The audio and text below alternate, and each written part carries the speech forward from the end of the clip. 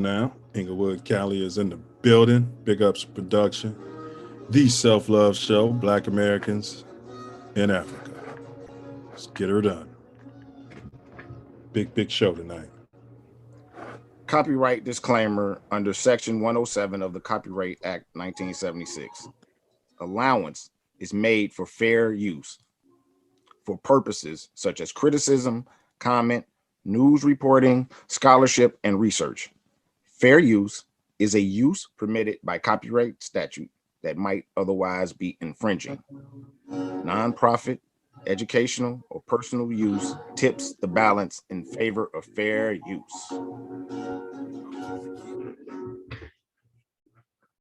Let's like, share, subscribe. Let's get them in this joint.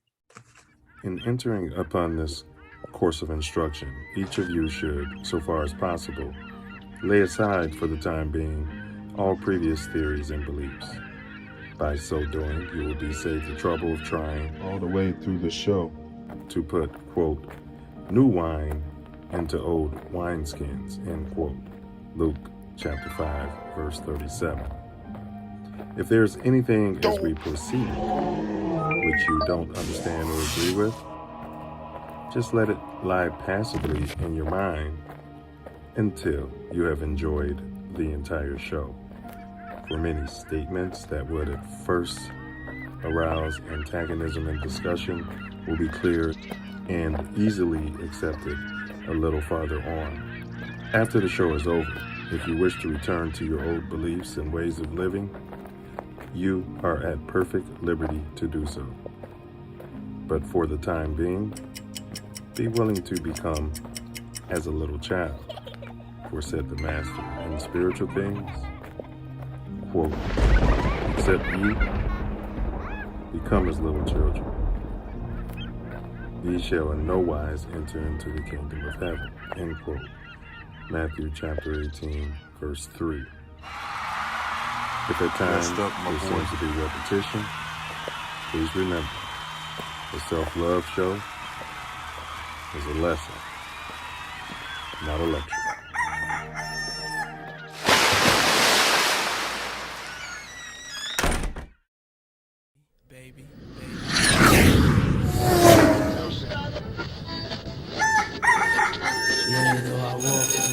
I'm not saying I'm going to rule the world or I'm going to change the world, but I guarantee that I will spark the brain that will change the world. And that's our job, is to spark somebody else watching us.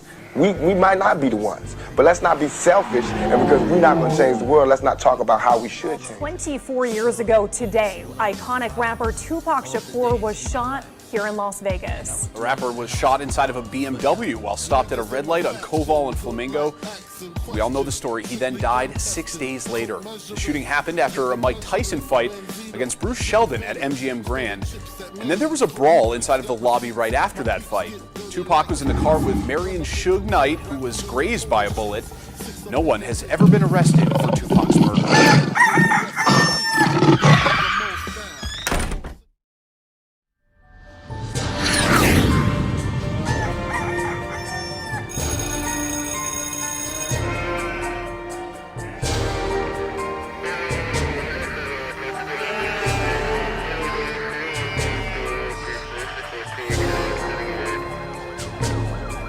We are live. Please share this link.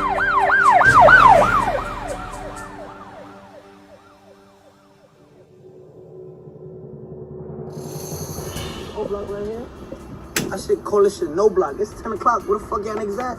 Yeah, this what y'all wanted me in Chicago. O block right here. I should call this shit no block. It's 10 o'clock. Where the fuck y'all niggas at? Niggas ain't outside.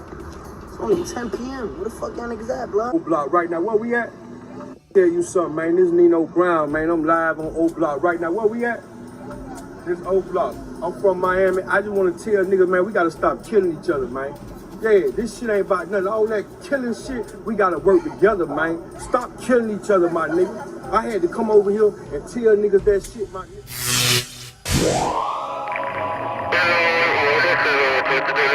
I'm right here. See where I'm at. I'm out here. Black Star Line cigars. For Bro Man. And some grown man stuff, and to the PDs, stop doing that killing. Please stop doing that killing.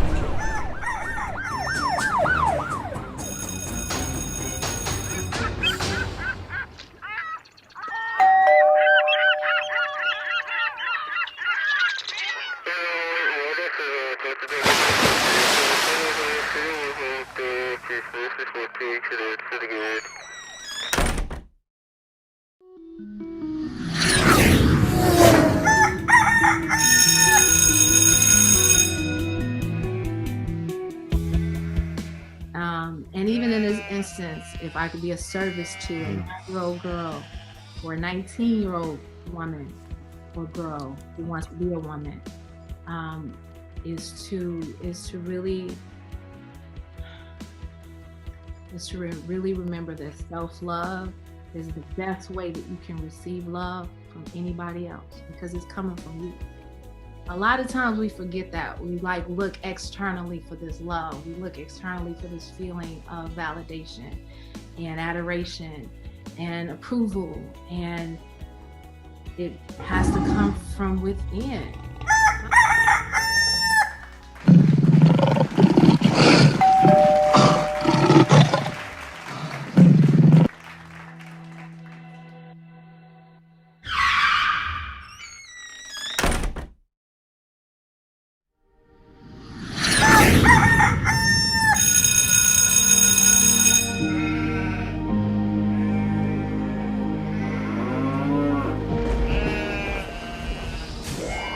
This is your last chance. After this, there is no turning back. You take the blue pill, the story ends. You wake up in your bed and believe whatever you want. You take the red pill, you stay in Wonderland. And I show you how deep the rabbit hole goes.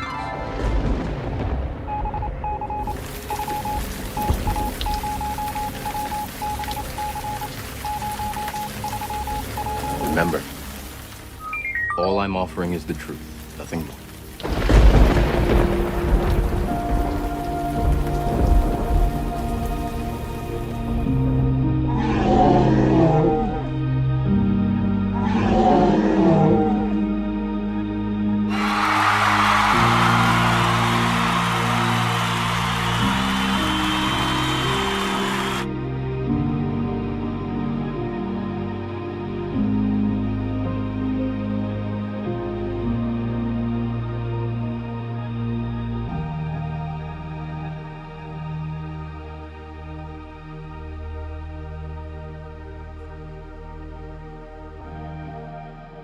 It's a kid from Chicago. Sir. I'm just a kid Chicago from Chicago. kids in the building. We're down.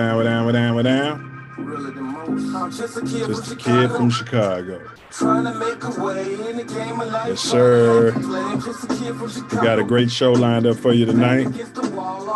And our guest is popping in from the other side of the globe. Flat Earth, round globe, however you want to look at that. And a man of many achievements and many heights. We look forward to jumping into that. In the meantime, between time, please like, share, hit that thumbs up, share this link. We're going to have a great conversation. This is food for thought, knowledge for the people. Welcome to Chi-Town, very own The Self Love Show. We got those two mottos. The first one is on earth as it is in heaven. Praise to all the ancestors. And our second motto is as above, so below. Right now, we can be found Malcolm exclusively right here on the YouTube channel. This ain't Fox. This ain't MSNBC. This ain't ABC, NBC. This ain't that network, or as we like to call us, TATN. Huh? TATN. This is one of the co-hosts, 9 Millie, also known as Self. What down, Shot Time? What down? What's up, AfriKa? What down? Repeat after me. I am greater than my excuse. I am greater than my excuse.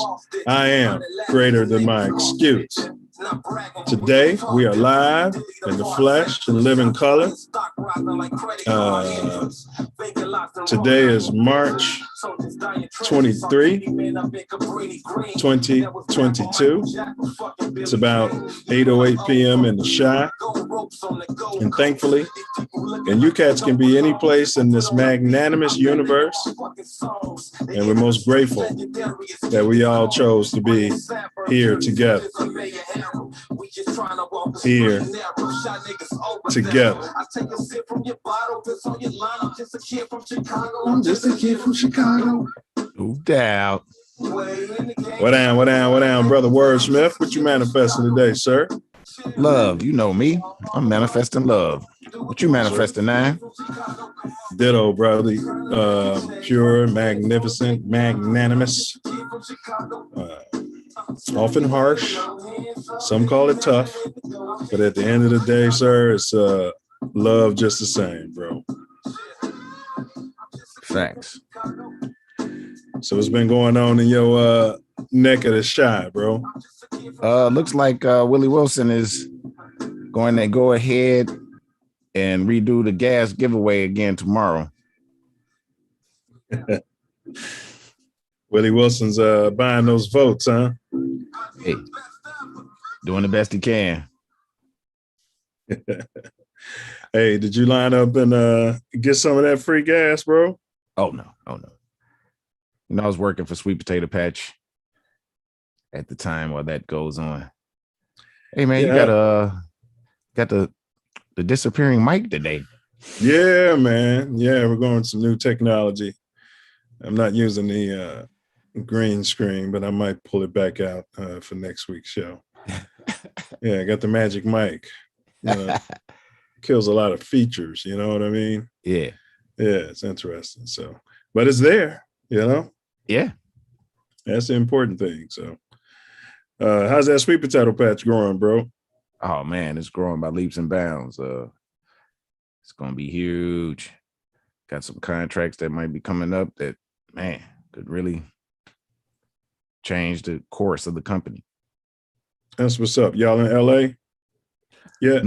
No, we just so far as just St. Louis area and Chicago area. All right. More growth and development. We're looking forward to it. All right. So for some of you cats who may not know what to expect, as always, we have the Self Luv Show quote of the day. And then we got our Moor Growth and Development platform. It's less than 1 minute. It's a video production runs for you. Then, of course, we have our Tattoo Tyranny video. Self Love and I, we react to a video that, you know, may or may not be, how do I say, tyranny. So we'll decide on if it's tyranny. And then, of course, we have our dome teaser, which we call the riddle of the day. Well, it's the riddle of the day. We call the dome teaser. And then, of course, our topic today is Black Americans in Africa. Man, we have a jack of all trades, master of all in the building. And man, we really appreciate this brother doing this. Kenyatta Baraka Jackson. And then we'll roll into next week's sneak peek after our guest leaves. And then, of course, we close it out with my personal favorite part of the whole shebang, and that's Wordsmith's final words out there. And then first, the announcements. I'd like to say stop the violence, put the guns down, y'all. Find a better way to resolve conflict. Facts. You got any announcements, bro? Like, share, subscribe. Yeah, what he said. Share far and wide. Let's go. Let's get them out here. Let's get this information to who it needs. That's right. Yeah, and it's free. All you got to do is click subscribe. Also, we're about 96 subscribers away from hitting our next level, which would be actually 97, which would be 500 subs. Once we hit that level, myself and my lovely wife, we're going to face fears and skydive out there. So we're looking forward to that. Now, to our chat, just let us know where you're chiming in from. Maybe you're somewhere in Africa. Maybe you're in Cali or Vegas. And, if you got questions for this brother, he's a world traveler. He actually, I don't know if he considers himself an expat or not, but that's what we're going to get into later. But he made the move that many of us have contemplated for many reasons. He resides in the mother's land. So chop it up in the chat. This is totally an interactive experience. And I'll stop my blabbing and we'll get it over to this brother so he can handle his business. Welcome all to the Self Love Show. Thank you for being here. It's a beautiful thing. As always, we're going to have the Self Love Show quote of the day. And after that, we're going to have a video that's very important and near and dear to our heart, the Moor Growth and Development platform, which we are building the Self Love Nation off of. First, the Self Love Show quote of the day. Knowledge is a garden. If it isn't cultivated, you can't harvest it. Once again, knowledge is a garden. If it isn't cultivated, you can't harvest it. It's an African proverb. And check this out. Silverback Moor Growth and Development platform. Number 1, repair our nation via reparations. We demand our silver back. Number 2, to connect our breadwinners with our activists. And 3, show an accurate depiction of African American Chi-Town. 4, shine a light on positive influence. 5, heal our community one person at a time. 6, to provide an unfiltered platform for our influencers. 7, recycle the black dollar. 8, to provide mentors for the mentorless. Yeah, buddy. 9, to close the gap between us and our pink kinsmen. Yeah, we're closing that financial gap. Most Ricky Tick. And we see you in there. Closing the gap. Closing the gap.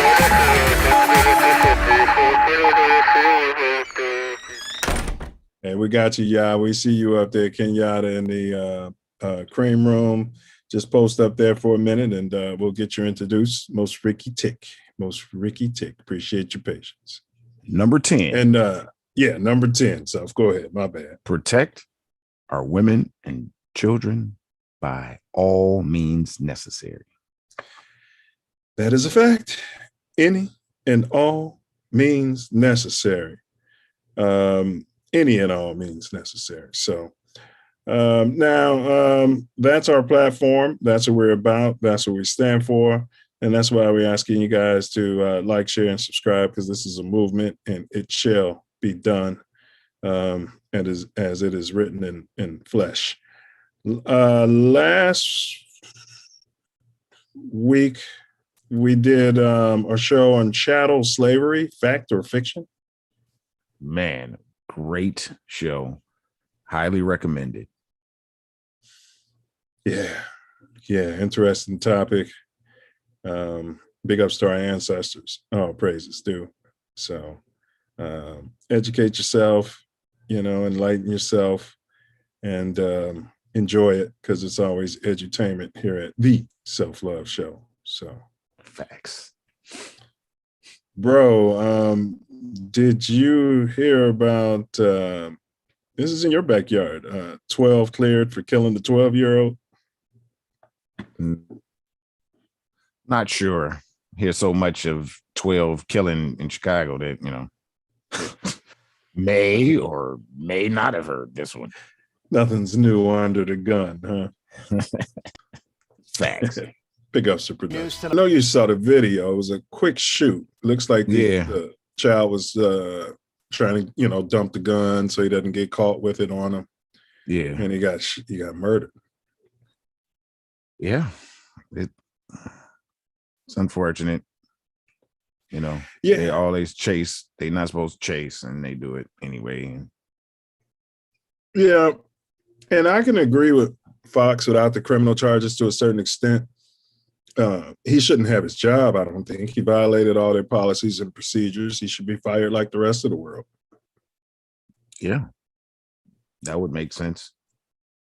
There's a lot about black and brown unity. Why aren't we out there? Where's Brown Lives Matter or Black Lives Matter? Why aren't they protesting this stuff? That was, I don't know. Maybe it's just media talk.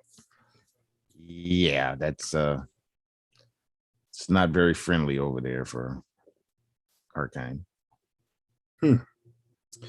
So, tyranny? Absolutely. I kind of agree with her. Not, you know, the charge is split second. Like you said, he should lose his job. At least lose his job, you know. So, yeah, but you notice Kim Fox, not that I'm against, you know, I call her Kim Folks because she's always wearing blue and black. You know what I mean? I never noticed. I'm going to have to look into that. Kim Folks. She is from the Chi, so she might have, you know what I mean, ties. Let's just say that. Ties. All right, so let's push on past that, bro. I forgot to do, we're in the right place. You guys like, share, and subscribe. So here's today's riddle, and then we're going to get this show on the road. A timorous heart at no time succeeds in acquiring the beautiful damsel. What is the proverb?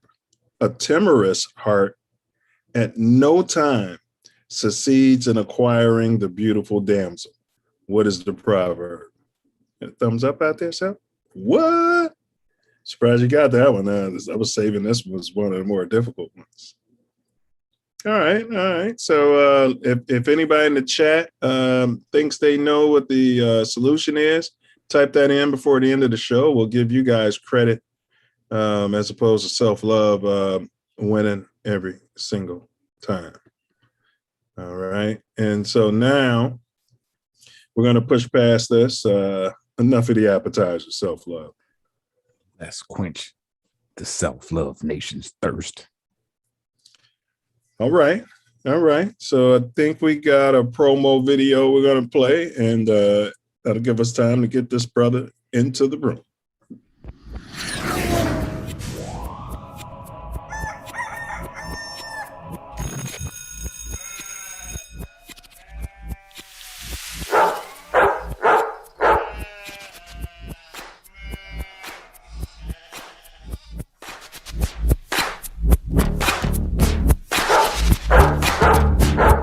Right. Self-love does it again.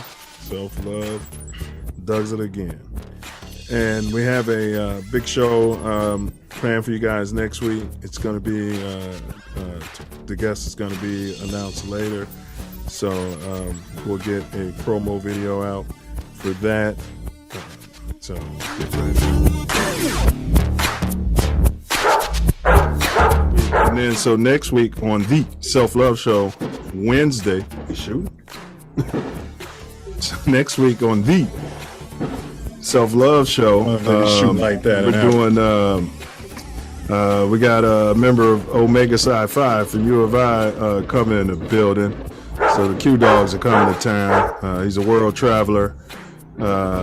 Actually travels through Africa. Rwanda's national colors of blue, green, and yellow light up the capital, giving Kigali a festive look as the $300 million Kigali Convention Center stands out in the city's impressive sky. All right, we got coming to the building. Africa's biggest convention center, but it also represents Mr. something much bigger. It is a perfect Kenyatta exemplification of prosperity and national pride. Baraka Jackson. Sure, his name is full of meaning. We'll get to the bottom of that.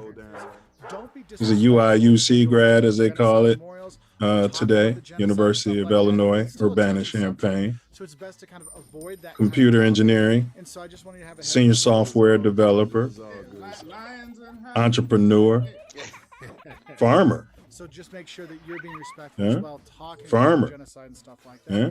Kind of going along with that. DJ. Don't ask people We're not talking to like DJ Vlad. You don't We're talking about a real DJ with musical skills. that here in Rwanda. So Last but not least, a fashion designer. We want to get to the bottom. He crafts garments made in Africa for the U.S. market. So made in Africa for us, kind of like our ancestors. So let's go ahead and get him in the building. And everybody in the chat, give him a nice electronic hand clap. And let's see if I can get him video started. Ask to unmute. Better make sure he has it. There he is. Welcome, my brother. Thank you so much for doing this. We appreciate you. The Self Love Nation is going to get expansion from your conversation. Hey, what's up, everybody? It's good to see y'all. You as well, brother. Yes, sir. Hey, what's up, Kenyatta? Good seeing you again, bro. I don't think I saw you since I left the yard, man. Probably not. Maybe one of them reunion kind of jumps, but it's been a long time. Man, I see your beard. That's dope. Yeah, rocking the Pharaoh. Yes, sir. Yes, sir. So just to give you some context of what we're about, there's an African proverb that says, until the lion learns how to write, the narrative will always basically glorify the hunter. So Self Love and he's been telling us for years, man, we need to do a podcast because, brothers, we have these interesting conversations. And so our goal is to chronologue, our stories, just like our ancestors used to pass history through stories. So this is why we want to sit down with everybody so that conceivably, bro, your kids or kids, imagine if you can watch something from your great-great-grandfather and he was talking about how times were wherever he was at that time. So that's the nature of what the Self Love Show is about. And we talk to everybody from, somebody at the bottom of the quote crab barrel to the top of the barrel, bro. So we welcome you to the show, and we appreciate you doing this. Yeah, no, thanks. That's that's a great mission that y'all got going. I heard the little mission statement earlier. That was all on point, so we all on the same page. It's good to see brothers like-minded coming together, making some stuff happen. Absolutely. And I want to give a big ups to your bruh, as y'all say, EP, Exactly. Yes, sir. Because, he linked this up. And so big ups to EP. Appreciate that. Sure. Yeah. So, all right. So we're going to kind of jump into it. I like to do it. So we break up our questions into segments. The first one is basically early life, just to get us some context and, foundation, cornerstone type stuff. So when and where were you born? And can you describe, what it was like coming up there during your early childhood? Yeah, well, I'm from Chicago, Chi-Town, like, most of us from U of I. But Yes, I was sir. actually born in Charleston in 73. And so I don't quite remember that time, but, I had some young years in Alabama. My mom used to teach for like Alabama State. So I was down in Montgomery for, a few early years, but then I was in Chicago most of my life from probably 3rd or 4th grade You know, my family's from Morgan Park, both my mother and my father's side from Morgan Park, you know, South Side, Wild Hunnets. And, you know, I grew up in Morgan Park, but then I had some time in High Park as well. Went to Kenwood for high school, and, you know, down in Champaign, U of I for college. All right. Yeah, man.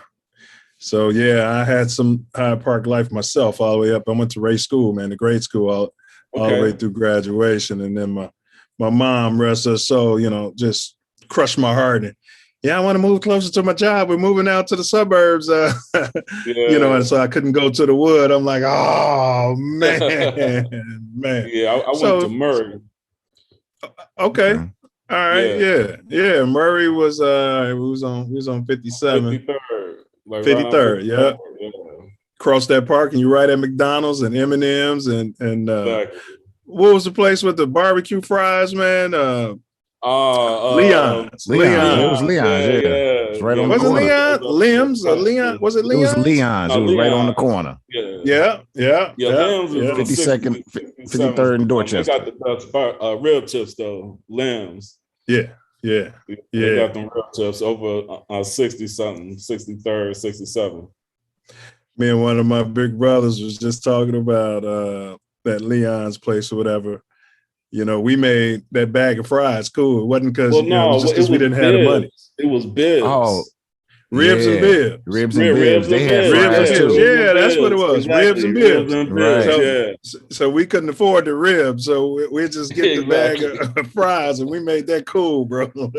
Yeah, that's all I got out of the ribs and bibs. That big bag of fries, man. Yeah, steak fries. But with the salt and a fork, but we can talk about that all day.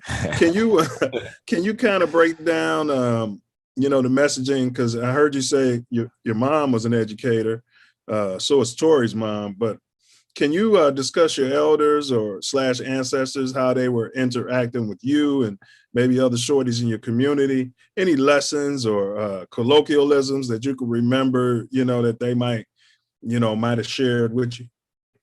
Man, you know, I don't know. I'm sure some details will come up, but I guess just a little overview on my background. You know, I have to say I've definitely been blessed, you know, with a good family support system. You know, like I said, my mom, she was an educator at a few different places. I mean, she's done a lot of different things in her life, but she was always there for me, always supports me. I mean, even to this day, she's my number one supporter. I mean, she's always there for me. I think she's probably here watching on the YouTube somewhere. But yeah, she's always been in my corner. And I've also been blessed to have my dad to be there to support me as well. He's always been there in my life. You know, they weren't together from when I was a young age, but they both did co-parenting, and, you know, I lived back and forth with both of them. And so I always had those two as like, you know, as people to look up to, you know. And, you know, I also have to say one of the big influences in my life is, you know, my grandfather, like my father's father. He was, you know, raised in the time where, you know, they didn't have a whole lot of educational opportunities, but he was like a brilliant man. I mean, that's why I became an engineer, really, you know, working with him. I remember when I was a kid, he had a workshop in his garage. He used to make everything, man, just like, you know, those big barbecue grills from the barrels. And, you know, he had like, he used to make like those cast iron doors and stuff. And I remember just being a kid sitting in his workshop. I wouldn't say nothing. He had a little stool. I'd just sit on the stool, just watching him. And I was just amazed how he would just take, you know, all this iron and metal and all these materials and just make these things. And, you know, and then he would sell them. And, you know, that's really where I got a lot of my, my engineering, you know, background, scientific background, I feel, from him. And then my father, he's a physicist. He's actually a computer scientist. He taught me how to program when I was a kid. And, you know, so I've been, you know, programming ever since. But, you know, he was a physicist, but, you know, he was into computer science. I mean, at the time when they first made the first computers. And so I remember working with him in his lab as a kid. I remember they had these big mainframe computers, like the computer be the whole size of the room. And they had these punch cards, and you would have to load the punch card to load your program. And, I would load, they had these little text adventure games. And so I would load it on the computer and be playing this Dungeons and Dragons kind of adventure game, just on text, you go to this room, and it was just amazing. And just to see where technology has gone from there, it's just crazy. But, I've always been around innovators. Our people have been the innovators of everything. Everything you can think of, we created. And most of the time we created it for them to benefit. And so, probably jumping ahead, but we need to come together and use our genius for ourselves, man, use our resources for ourselves. And that's really why I'm over in Africa, man, trying to just build some things and, try to come back to the source. You know what I'm saying? Yeah, we actually created them, if you think about it. I don't want to get into Yakub or Yakub, how they say it. But yeah, Self Love and I, we're big on that, man. Yeah, we how can I put it? We go out, we work harder than all of them, we shine, and then we go work for their companies and their corporations and build their bombs and everything. And at some point, we got to work for ourselves, like you said. So yeah, facts. And we're getting there. We're getting there. And we'll get up to that. Fast enough, man. Yeah. We ain't doing it fast enough. We gotta keep moving forward. But I think we need to be harder on ourselves. You know what I'm saying? We got to take more responsibility for what we're not doing and what we haven't been doing, instead of just acting like, oh, well, we'll get there, whatever. Nah, man, we ain't got time for that. You know what I'm saying? I could take that from this brother too. As much as he's doing, and you're actually over there, got your business and working and living in Africa. That's real stuff, man. That's real stuff. You're doing. You're not trying. Yeah, you're doing, bro. I'm trying. You're doing. So. We all trying and we all doing. It's just a duality. You know what I'm saying? But it's it's never enough. We got more to do. You know what I'm saying? Yes, sir. Fair enough. Fair enough. Thank you again, brother. I just want the audience to know, what time is it there? It's 3:38 in the morning here. So yeah, I'm 7 hours ahead of Chicago time. Yeah. Much appreciation again. Yeah, but I'm a night owl, man. I'll be up till 4 in the morning normally, so it's not so bad. So let's push forward a little bit. You said you're in the hundreds. Wow. Morgan Park area specifically.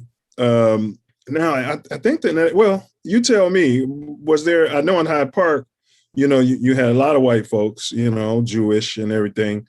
But what about in the Morgan Park area? What was the interactions like with any other race at that time? Yeah, well, back in the day, now, it's ain't too many of them over there. But back in the day, it's funny. They were still trying to hold out to some different areas. You have Beverly and you have some other areas where there was, a lot of white folks. We call them Wazungu over here. That's like Swahili, just for European. And so, it's like a lot of Wazungu over there. And the funny thing is I live right down the street from Morgan Park High School. And I was going to go to Morgan Park. I was trying to go to Morgan Park because it was right down the street. And that's where, both my parents went to Morgan Park. But I wasn't able to get in because at the time they had some type of quota where, they were trying to keep it mixed. And so they had enough Black kids at Morgan Park at the time. And so, I couldn't get in. And so I ended up going to Kenwood, even though I lived out in Morgan Park, just because, I tested into Kenwood as a magnet school because, my grades were high or whatever. And so it was ridiculous. I couldn't even get into Morgan Park, but I could get into Kenwood because they had some quota. And so they always talking about some racial quotas or whatever. But in this case, there was, they had they were looking for more Wazungu. They ain't want no more black kids at the school. So yeah, there was kind of like a mix at that time in certain areas. Like I say, mostly like Beverly area. And then like, I'm not sure if you were familiar with Morgan Park, but like Mount Morgan Park, you Greenwood go up is, the hill.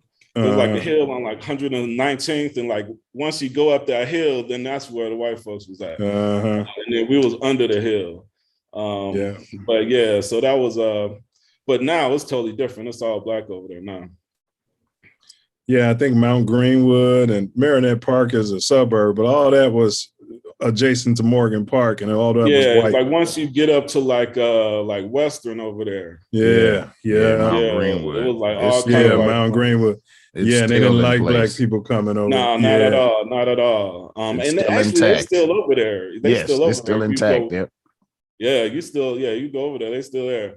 I remember, we stayed on like 119th and Vincennes, and we used to walk to the plaza, which is like a crazy walk when you think about it now. You know what I'm saying? Yeah. Like Western or something. And so we used to walk up that hill on 119th, we went to like 127th or something, and then walked up the hill and then walked all the way down Western. And there were some parts where you were on Western where folks was looking at you like, what you over here for? Like, you weren't supposed to be over there. But, we don't really have no real problems. It'd be me and my cousins. And it's like, if you by yourself, they might give you a problem. But if it's 2-3 of y'all, then they worry. You know what I'm saying? So it's like, it was weird. But yeah, we didn't really have no problems. Honestly, probably have more problems with my own people than some Wazungu. Yeah, and 119th and Vincennes, it was Kimbrough family on 117th, 118th. Did you know the Kimbroughs? Their last name Kimbrough? I'm not sure. It sounds familiar. Yeah. I'm not sure though. Okay. All right. So we're almost wrapping up this segment. Self Love's got a questions for you, but I want to ask you this. I got two more, and then Self's got some. Speak on churches or any of their influence in your community back in the day.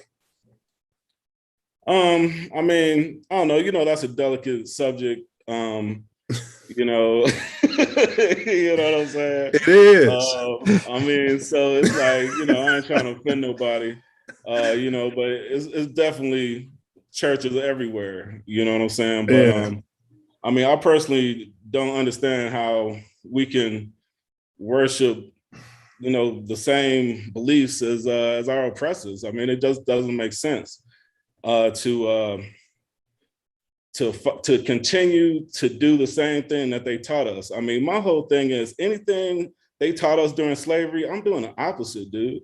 You know what I'm saying? And so it's like the reality of the situation is that Jesus was a black man who was fighting the oppression of the Roman Europeans and their invasion of his land.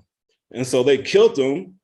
And then 50 years later, they flip it up and start a whole religion to basically control the rest of the world using his power and strength, and to take all of our strength away from us.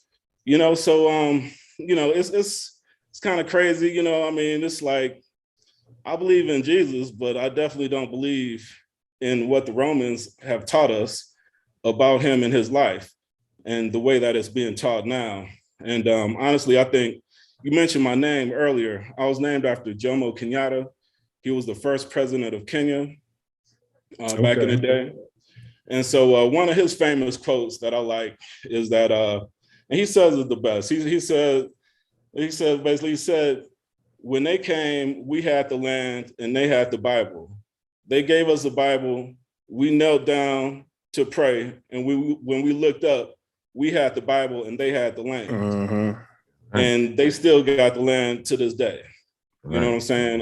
If you look at South Africa, the Wazungu own 95% of the land, but then they're complaining about folks, wanting to take it from them. You know what I'm saying? So it's, it's crazy, man. But I think as African people, because we are African people wherever we are in the world, as African people, we are a very spiritual people.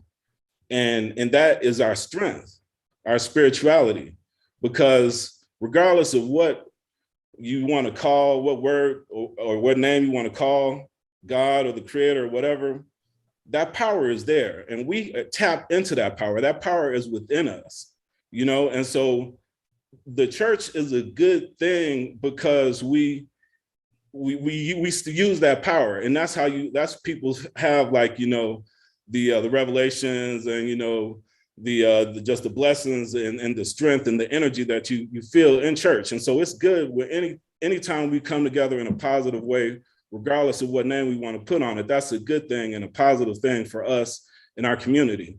But the sad part is how they used our strength and our natural spirituality to control us.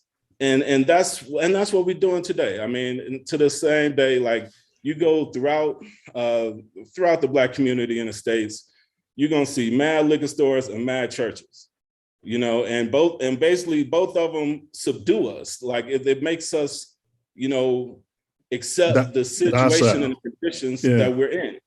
You know what I'm saying? And so all the money that these churches got, all the resources, all the power, all the ears that they in, they need to be doing something to build our community on an economic and a political, not politics like they talking about, but true political way. You know what I'm saying? Like, you know, Marcus Garvey, like, you know, Elijah Muhammad. You know what I'm saying? Like, you know, we need to build our communities and take responsibility for ourselves and our communities. And I think the church will be a great way to do it. But, you know, ever since the 60s or, you know, those movements, the church has not been political at all. So, you know, I guess that's my spill on that. Well, you got into it. That's the nature of the question. Because all that you're requesting or suggesting that the quote unquote Black church should be, it once was for us, and then it got usurped some kind of way, you know, divided, conquered, and it became a weapon against us as opposed to a weapon for us, and that wasn't done by accident. And that's kind of why I asked that question, because, you know, my mom, you know, rest her soul, she was just telling me how, like, the church is just completely sold out. I mean, we knew it coming up. We knew it. Our generation knew it coming up. Is anybody listening to me? You know, I apologize, but we knew it. You know, it wasn't the same church that maybe your parents were saying, you know, you need to go to church and it wasn't the same. Those people weren't out there in the street building the community. So, so that was the reason. So I asked that question. So I got one more for you. Then I'm gonna throw it to Self Love and we'll see if the chat got some questions. How many times in your community back in the day, do you remember, it's a two-part question. Do you remember hearing gunfire growing up, you know, out there in Morgan Park? And then if and when did you get a sense of Chicago turning more cutthroat and violent? You know, can you, you know, kind of unpack that? Yeah.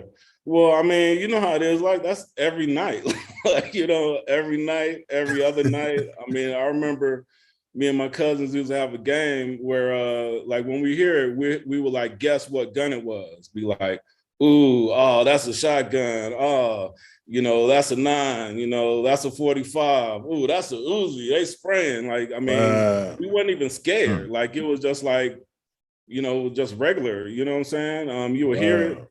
And it wouldn't necessarily be close all the time, but sometimes it's closer than others. And yeah, I mean, in the shot, you hear gunfire. I mean, to the point where you're a 10-year-old kid and can identify the caliber of weapon, you know what I'm saying? So, yeah.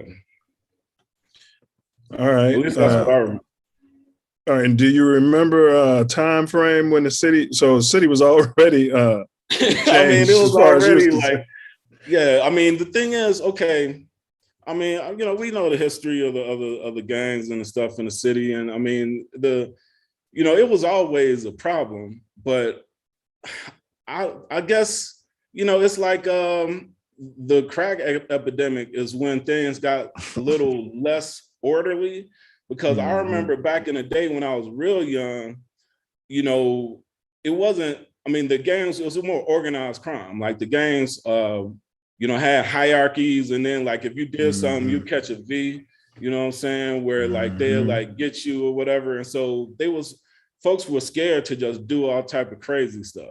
But then it got to a point where it kind of just got disorganized. I guess it was kind of after they took down Jeff Fort and them like down at the fort or whatever.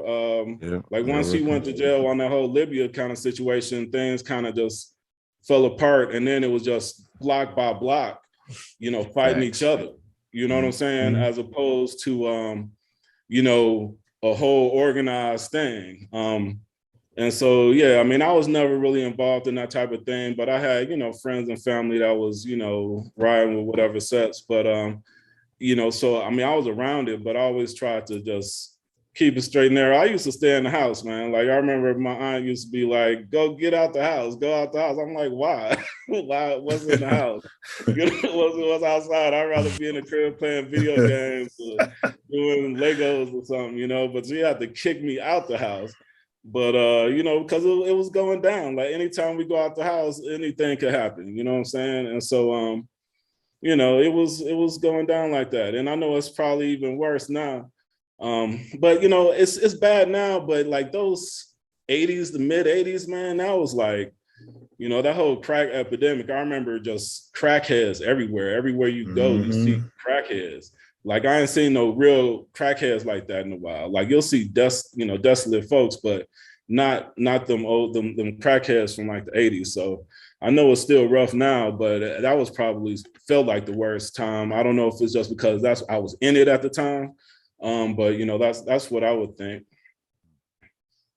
All right. Yeah, I'll say mid 80s and to around mid 90s or 93, 92. It was the wildest. Exactly. All right, Self, it's on you. So during the course of all of this, how many people did you lose to violence, drug overdose, prison, alcoholism, or mental illness? Yeah, definitely a few. I've probably been blessed, but probably not as many as a lot of people, in the city. But I definitely have some friends, mostly who shot for different things. Folks from high school, some folks from college. Haven't been too close on the family side, but I've definitely had some friends and family who have have suffered, maybe not fatally, but definitely suffered and endured from those type of situations. So I would say I've definitely been blessed relatively growing up in the city, but yeah, definitely at least a handful or more people that I can think of now that no longer with us. No doubt. It's tricky in the Chi. Yeah, man. That's for sure. Well, whom do you credit for teaching you how to move safely, effectively through the Chi? Man, just the streets. So I would say probably if I had to say somebody, I'd probably say my cousins. You know what I'm saying? Like my cousins, I was like the kind of the nerdy, smart kid, but I had my cousins who were a little more street savvy. And so I would be with them every summer and, they'd be at my crib and, probably just, they my same age, you know what I'm saying? So it wasn't necessarily older people, but just rolling through the city with them back in the day, you just be walking. Like I said, I remember we used to walk from my crib all the way to the plaza. Like, they stayed on 103rd, on the 10 tray.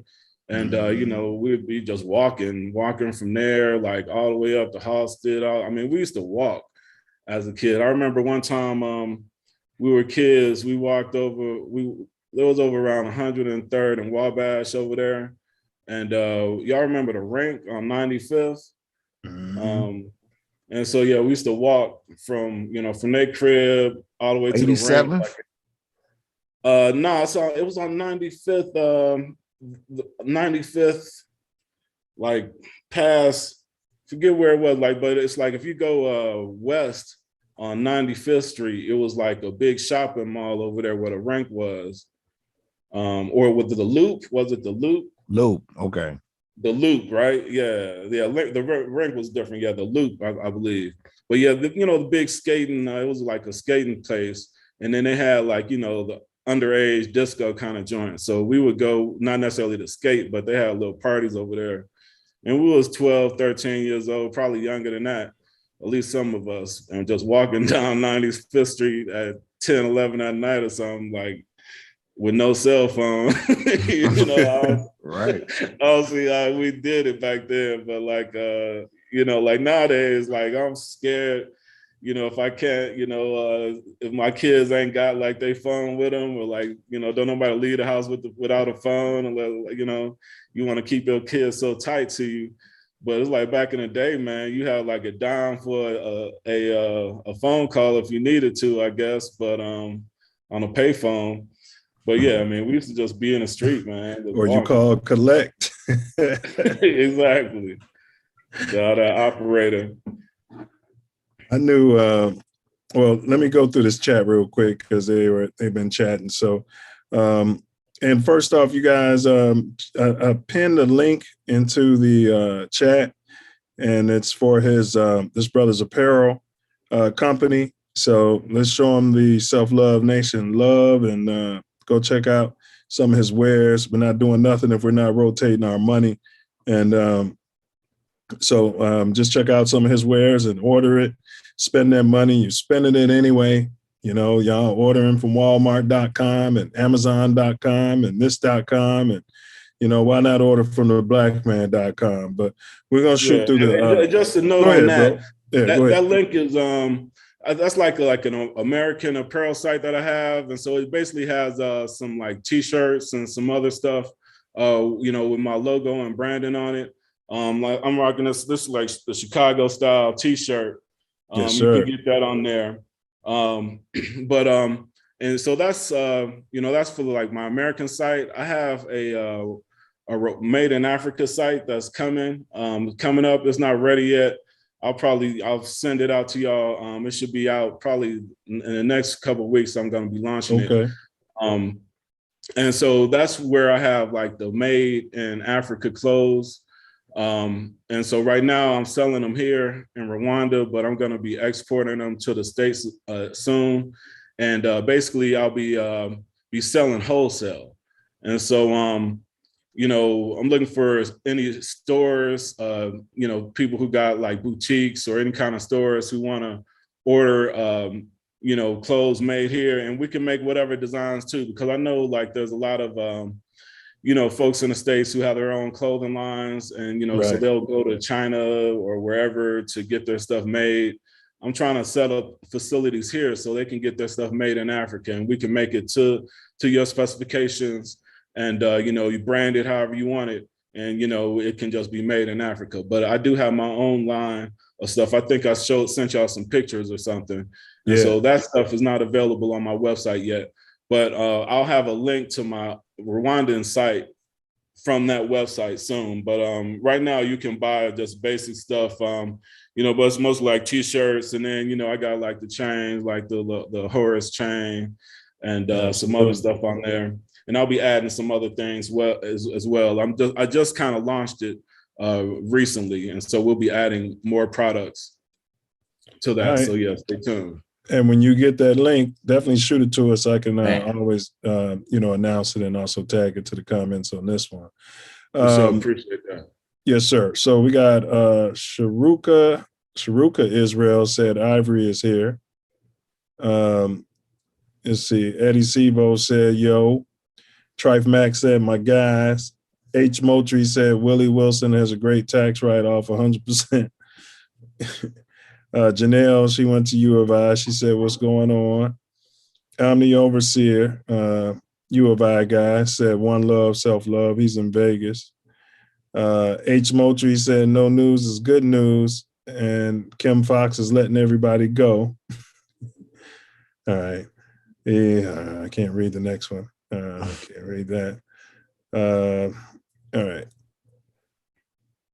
Moji said he gone, he in Africa. And then he said, what are the African answers? I don't know what he means by that. But okay, here's something. I'm a foundational Black American. We have our own culture. He's not trying to be like Africa. You got any comment on that, bro? I mean, we all African, man. I mean, if you look across Africa, they got different cultures. You got 5 different cultures in one country, you know? And so, I mean, I look at it more as we're like a tribe. We like the lost tribe, you know what I'm saying? And so, yeah, we got our own culture and we got our own thing, but that doesn't mean that we're not African, because if you go to Africa, it's not just one culture. It's like thousands of different cultures. And so we're just one of them. You know, we the lost tribe, you know. But yeah, I mean, I'm straight Chi-Town. I mean, but even if you're in the States, like Chi-Town got a different culture than New York. They got a different culture than ATL. You know what I'm saying? So, I mean, we all different, but we all the same. And we see the reflections in ourselves, just the way we walk. I mean, it's like, you got to come and see, man. Like, and I would invite all y'all to come check out Rwanda. Rwanda is an amazing country. Yeah, he's never been there. I can tell you that much. He's never been there. Okay. Go ahead, yeah, though. Yeah. Well, I'm saying come, all y'all. I'm talking about y'all brothers. Come visit me. I got a big fat house over here. Y'all can come stay with me. Y'all get here, you good. You know what I'm saying? Just come through. You know what I'm saying? And see for yourself. You gotta make that happen. So yeah, man, definitely, man. You got to see it. But it's like, you know, you walk down the street and you see the brothers and sisters. I mean, they walking, you know, they got their same walk like we walk, you know what I'm saying? When they dancing or whatever, they rhythms. I mean, it's the same stuff that we got. It's you'll see somebody that look like your cousin, but he ain't never been to the States. He's just South Africa. You know what I'm saying? Right. And so, I mean, we all together. And so, and we have to embrace our uniqueness. Ain't nothing wrong with that. I'm foundational Black American too. You know what I'm saying? But I'm also African. You know, I got land in America and I got land in Africa. You know what I'm saying? I'm not leaving America for them. That's still my country. That's more our country than anybody over there. You know, most of them folks got there. Their grandfathers wasn't born in America. Most of them, like their grandfathers came, you know, through Ellis Island or whatever. You know what I'm saying? Our grandfathers and great grandfathers been there since the beginning. So yeah, I'm all down with the foundational Black American. Ain't no beef. It's all good. But that don't mean I gotta stay in America. You know, just like if I'm in Chicago, I'm down with the Chi, but that don't mean I can't go to New York, go to LA. You know what I'm saying? And so it's all good. It's one love. We all together. Tuna Pomoja. Yeah, you know thanks for, you know, trying to free the prisoner from his mind.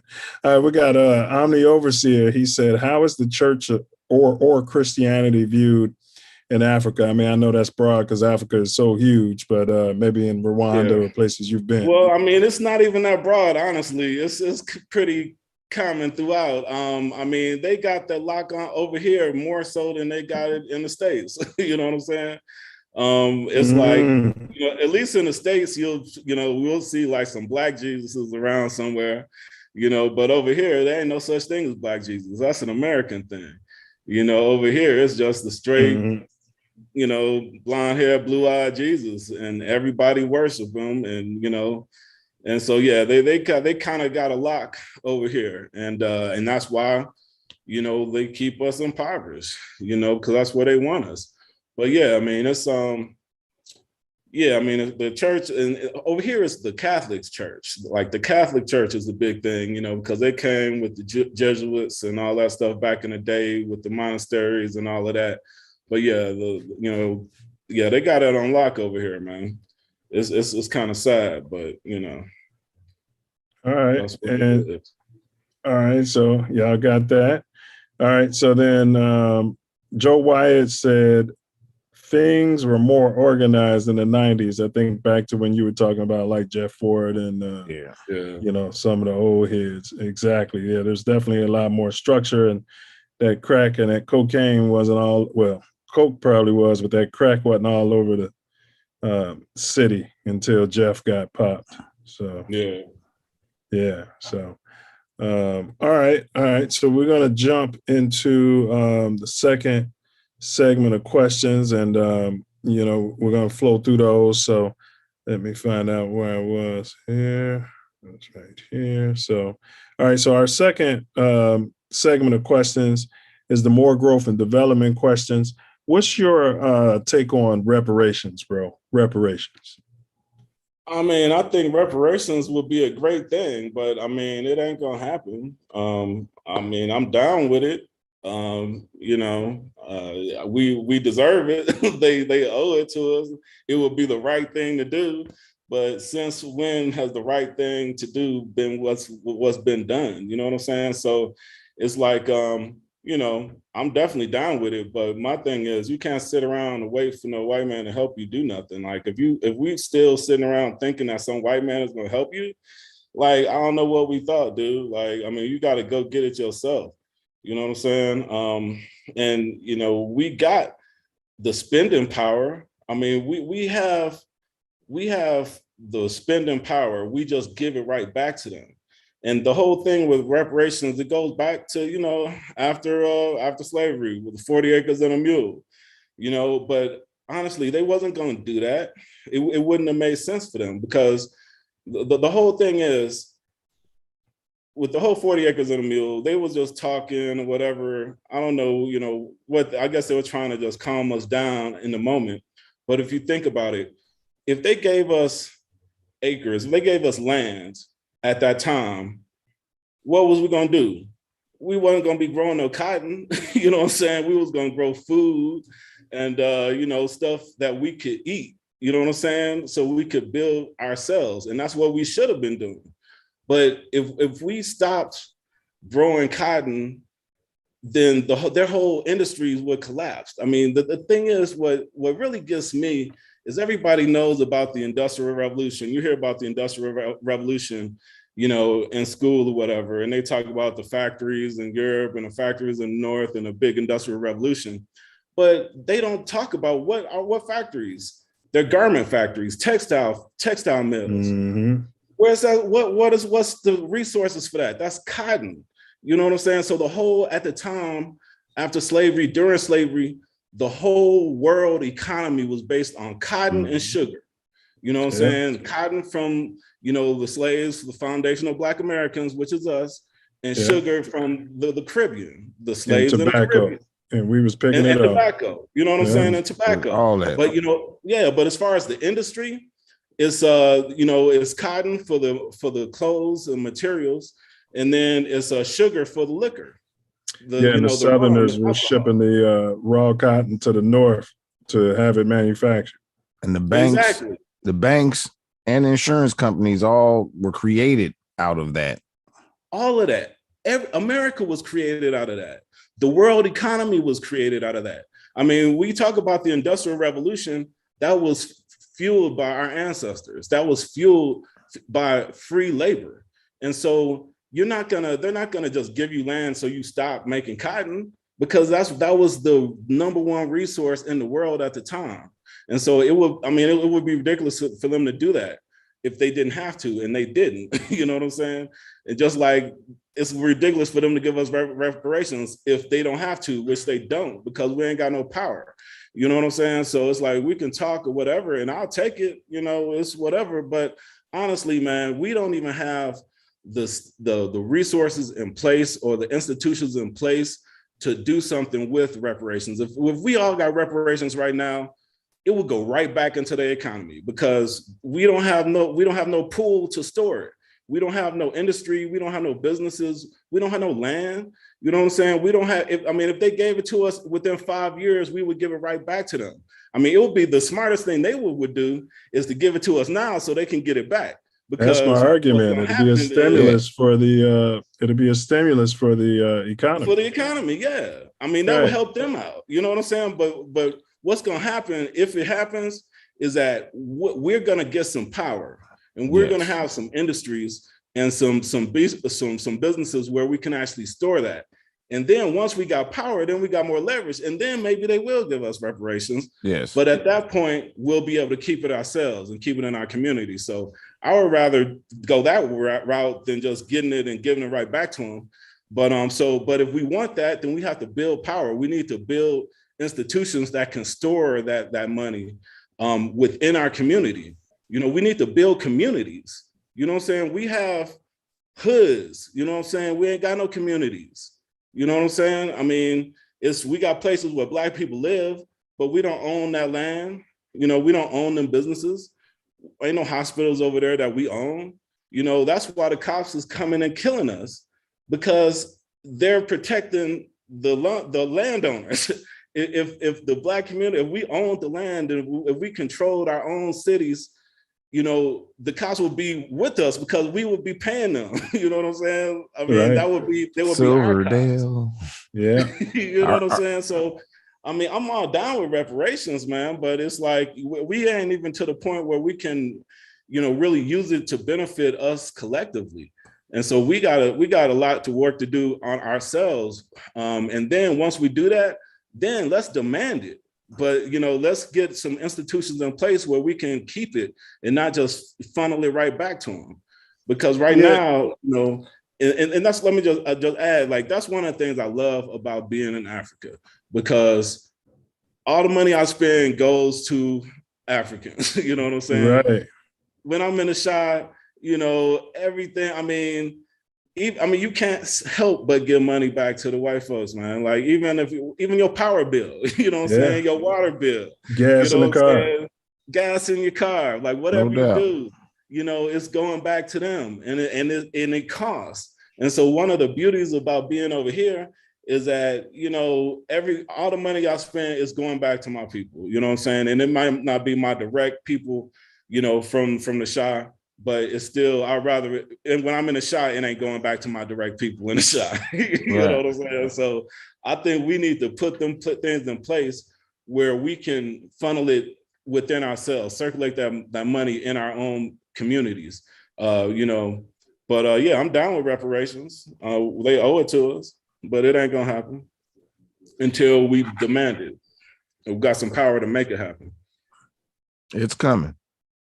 Yeah, okay. Yeah. Cut the credit, cut the check. Cut the check. Yeah, and that's the only thing. My only difference, I agree with what you said. My only difference is I'm not looking for the white man to give me nothing. You know, they're paying me what they owe me, and they owe me. Yeah, definitely. So I got to a point. Like, I've never waited around for reparations in my life, but I got to a point where I had a revelation that I owe it to myself to demand this money that's been owed to my ancestors for all of the blood, sweat, and tears, so to speak. You know, I'm down, man. I agree. It's definitely owed. It's our opinion that a lot of people gonna give it back, but they're gonna give it to whoever they're gonna give it to anyway. If they throw it up in the air, it's deserved, and it's enough of us to create what we need to put it in motion. Like, if they give it to us, then the institutions can be put together. Like, so for instance, when they say, like, go to back to Africa, I'm like, okay, cut my check, I'm out. You know what I mean? Like, you know what I'm saying? You know, so, you know, it would probably be a lot of people just, man, coming to Rwanda with that cash and building and building and building. But we can lay on that never forever. No perfect time. It's never no perfect time either. It ain't no perfect time. So they need to just cut the crap and cut the check. And then if they get most of it back, then they do. That's on them, or that's on the people that do it. But we can build all the institutions and everything we need with that seed.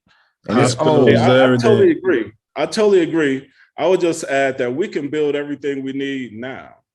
Correct.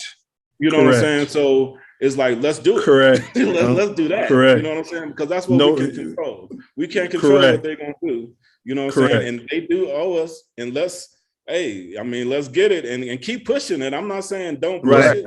I feel like we can do both at the same time. That's what we got to do. Yeah, keep pushing it. But all I'm saying is what we got to do is build now. Regardless. You know what I'm saying? Bird in the hand is more than two in the bush. I think that was. We got enough birds in our hand. From last week. Right back That's what I'm saying. Yeah. Facts. I think we're in agreement. All right. I think you kind of hit the nail on the head on that one. Yeah, because you answered that one. What's your take on mentorship, bro? Mentorship. Man, we need it, man. I mean, it's essential, man. you know, like I said earlier, I mean, I had, you know, I was blessed with having, you know, people in my family who were great mentors, just as my elders, and, you know, in my family, my, you know, I, you know, talked about my parents and my grandparents, but all my uncles and aunties and, you know, my big cousins and stuff. And I mean, yeah, I mean, we need that. And as men, you know, we need to give back and bring this youth up. And so, you know, yeah, we got to do that on both sides. The youth need it, and you know, we need it. And even just mentoring the youth benefits us. I mean, it gives us a power and an energy from them, and just to see them learning. And so, yeah, I mean, it's essential, man. And it's not enough. But I know folks are out there doing stuff. I mean, I know we don't get enough credit for what is actually being done. You know, nobody talks about what people are actually doing. Folks are only talking about what people don't be doing. And so, you know, I know there's programs and folks out there, and, you know, I know, you know, like the Noops, I know y'all got stuff going on. I know the Bros be having different things going on.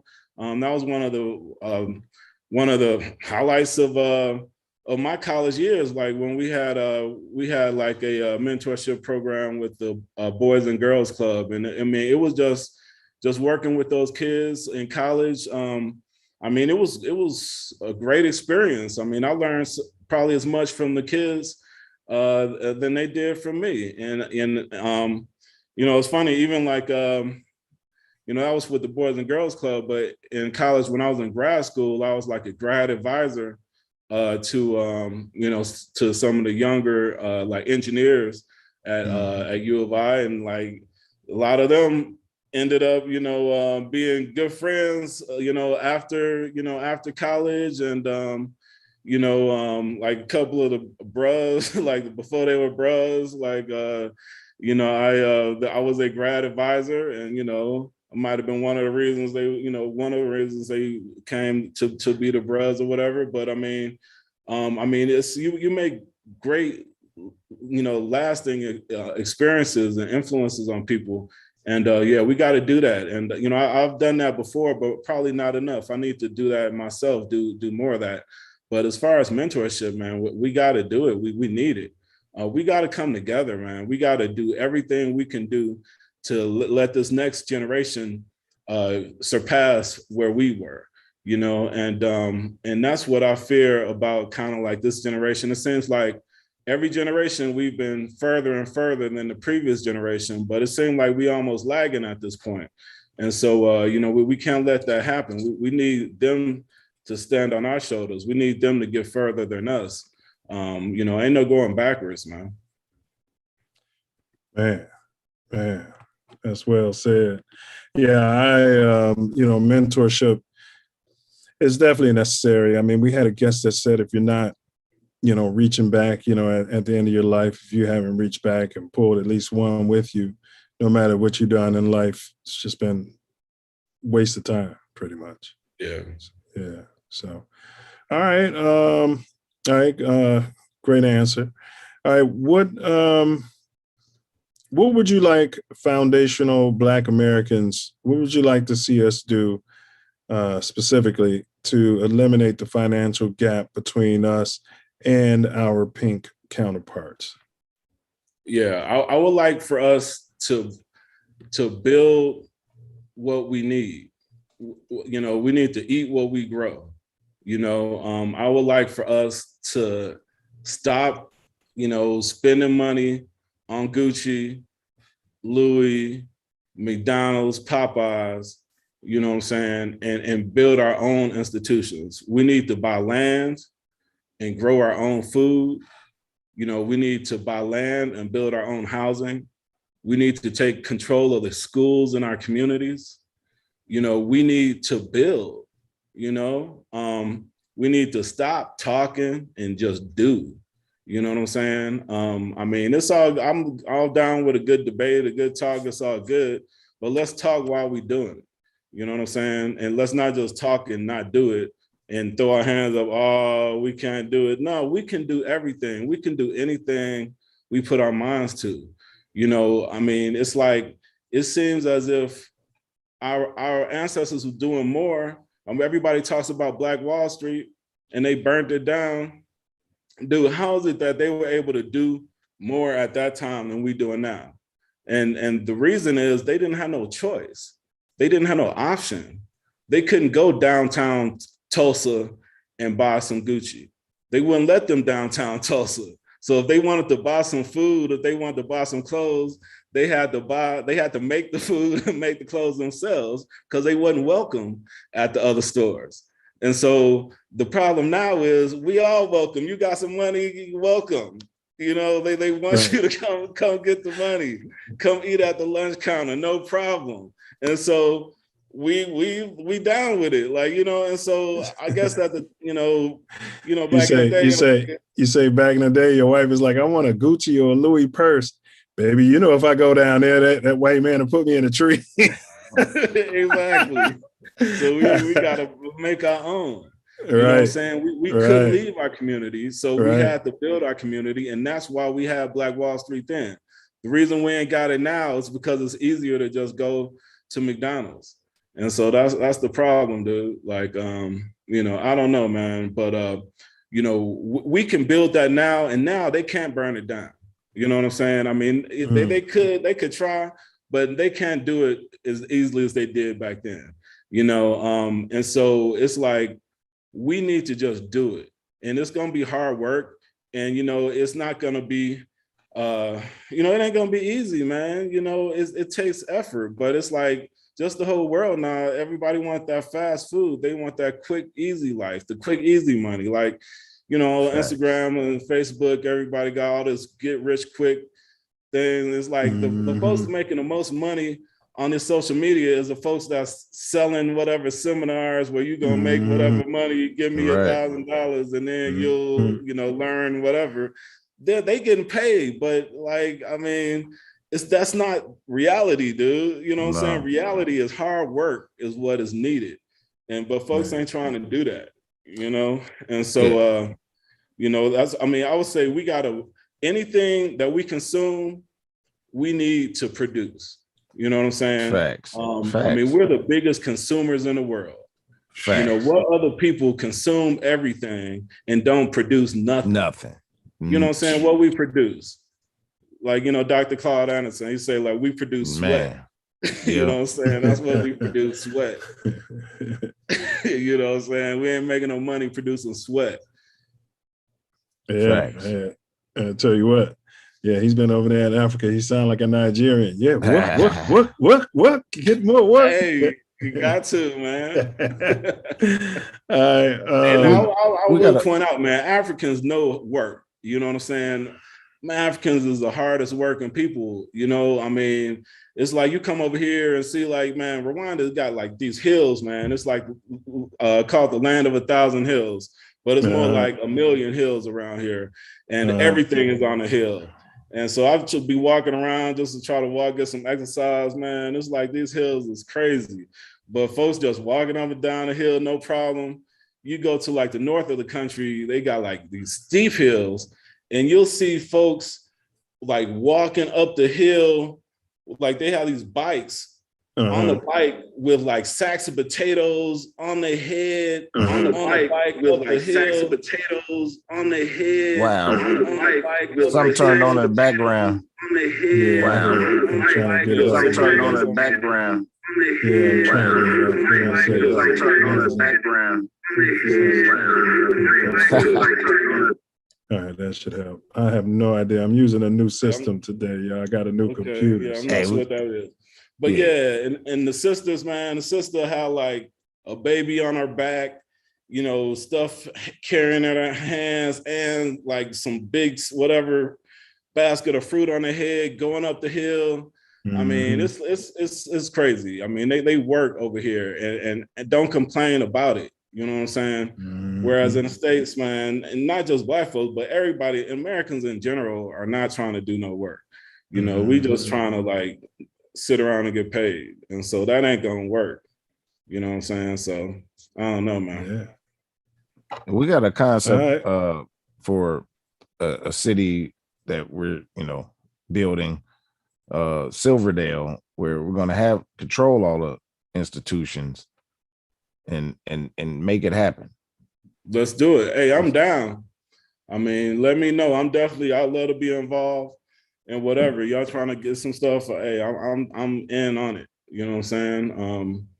And so, I got a little agriculture background. I have some land in the States. I was doing some farming out there in Illinois. And, I got some land out here.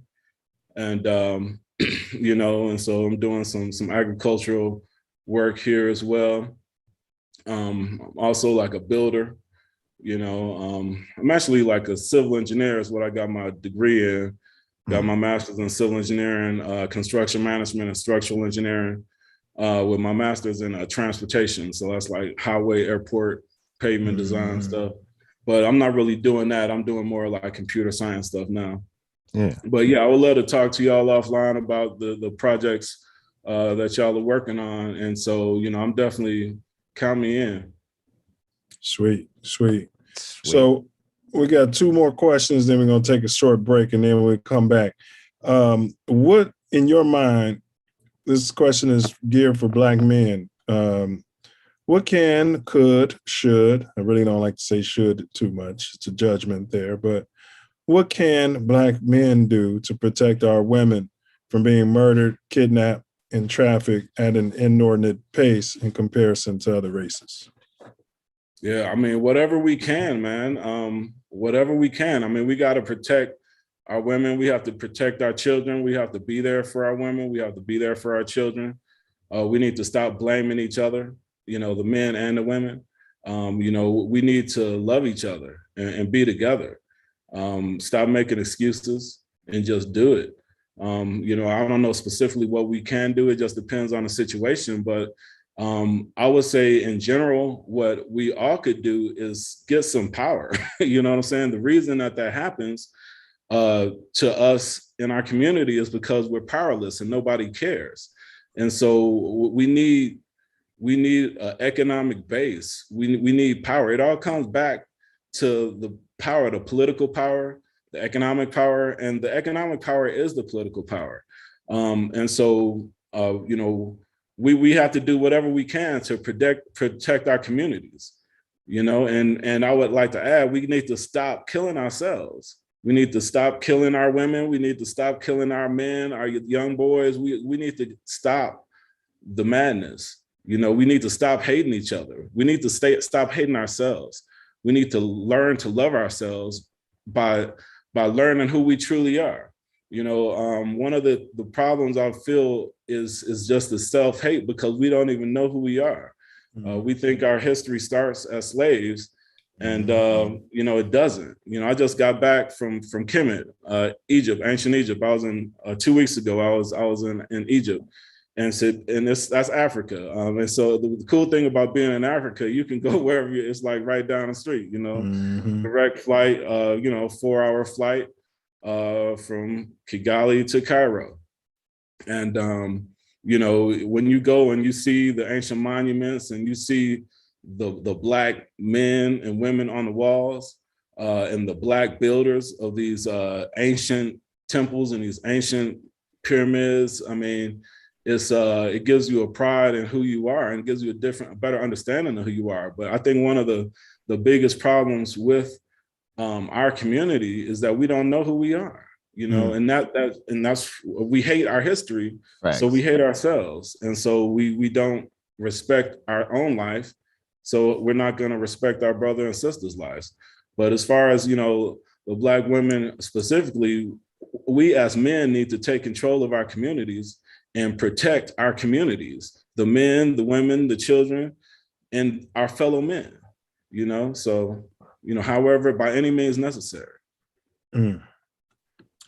Yeah, man, that one is number 10 on our list, and we have to ask every brother that comes on the show. We even ask, females the question when they appear.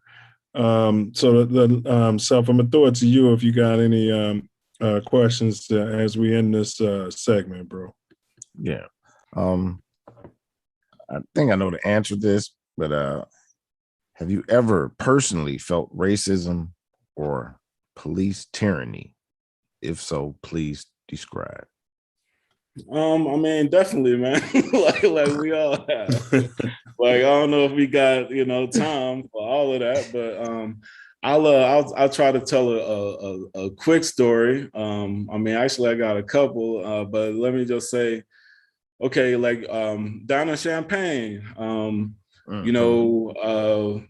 years ago, like the birth of my first son. And so my son was he was like maybe 1 or 2 years old, like a baby. This was like, I mean, he was like 24, 25 now, something like that. Yeah, so like this was a long time ago. But basically when my son was a baby, I got a call, I was at the crib, my wife, my sister-in-law at the time had called me and said that my son and my wife was in a car accident. And, so I like, kind of left the crib. And so I was running down the house. I mean, it was like, Champaign not that big, but it wasn't like right down the street or whatever. And so I was running, trying to get to the place. And so it was a, nice little distance. And then I ran and I saw a police car. And so, I went to talk to him, ask him to help me, because I told him what happened. Can you give me a ride up over here? And he was looking at me like, what is he talking about? He was talking to he was saying he was busy. He was talking to a white lady at the time. And the lady was like, oh no, go ahead, take him or whatever. So, he was looking at me crazy. He was like, okay. And so he, put me in the back of the car. Of course I got to ride in the back, but it's whatever, I got in the back. And so he drove me up to the place. And so when we got up there, there was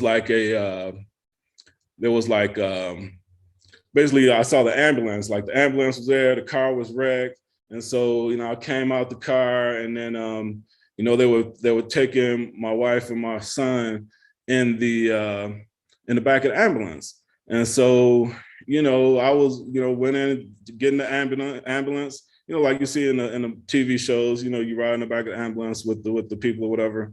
So I was getting up to get in there. And so one of the paramedics or whatever, like grabbed my arm, was like, oh, you can't get in there. I'm like, no, this is my family. I'm going in here. And so I kind of like snatched my arm from him. And, then, somebody was like, oh, you got to ride in the front. I was like, oh, okay, cool. So, I went in the front. And as soon as I got in the front, closed the door, about 20 cops came rushing the door, trying to pull me out the car, telling me, oh, did you hit the paramedic or whatever. And it's like, luckily there was this one cop who I guess was cool. And I guess he saw the situation. He was like, oh, no, it didn't happen. And so then he started talking to me in Ebonics, talking about, oh, yeah, homie, woo, woo, woo, oh, woo, just trying to be cool, talking in Ebonics or something. But I'm like an engineering grad student, what I'm saying? I can talk English, dude, what I'm saying? And he was the cool cop. And so, he kind of, settled the situation down with his people, but then he was trying to be cool to me, talking and, slang or whatever he was doing. It just sounded ridiculous. Exactly, And so, everything was cool with that situation. We went to the hospital or whatever, and everybody was okay. But the thing is, if it was a split second earlier before I got in the van, before I closed the door, if they had grabbed me from outside, it would have been on, because at the time I was like, I'm hyped, what I'm saying? So I'd have been smacking cops and like, I'd have been shot right there. I guarantee you, if I wasn't in the vehicle, or if the other cop didn't come and try to be cool. And so that's one time that was just crazy, where it's like, they're supposed to be helping you. They're supposed to be, protecting and serving you. But the one cop didn't even want to give me a ride in the first place. And then, they were just about to bum rush me and the whole thing. And so that was a crazy situation. I got other situations, but I know we got a lot more questions, so I'll just leave it at that. Yeah, they give you a ride, all right, down to Champaign County Jail. Exactly. That's when we feel like, I call it black privilege, because I think I came at 12 like that before. It was Chicago, please. It's like, yeah, we give you a ride. I think my car broke down or something, and they was sweating me on nonsense. I'm like, so now that y'all know what's going on, can y'all give me a ride? You know, it was like, yeah, we give you a ride to jail. I'm like, so y'all got time to just harass? I know exactly where you was coming from, man. Yeah. But Self Love, handle your business, and we're gonna take a 6-minute break right here, bro, so you can stretch your legs out, and then we're gonna come back with the second half. All right, bet.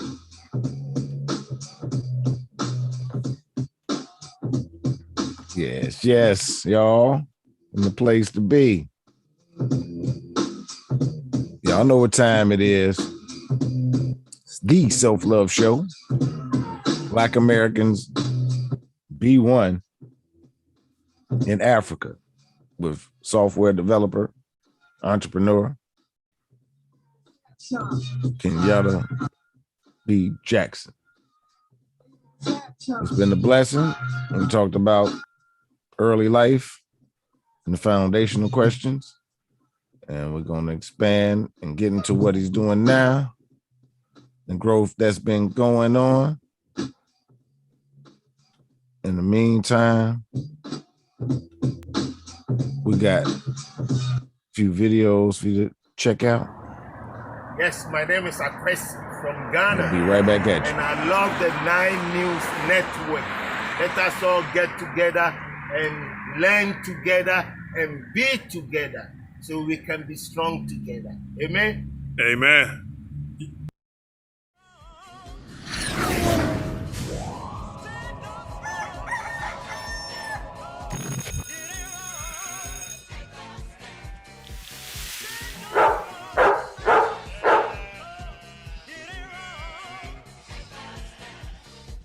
This question is specifically geared towards Black men.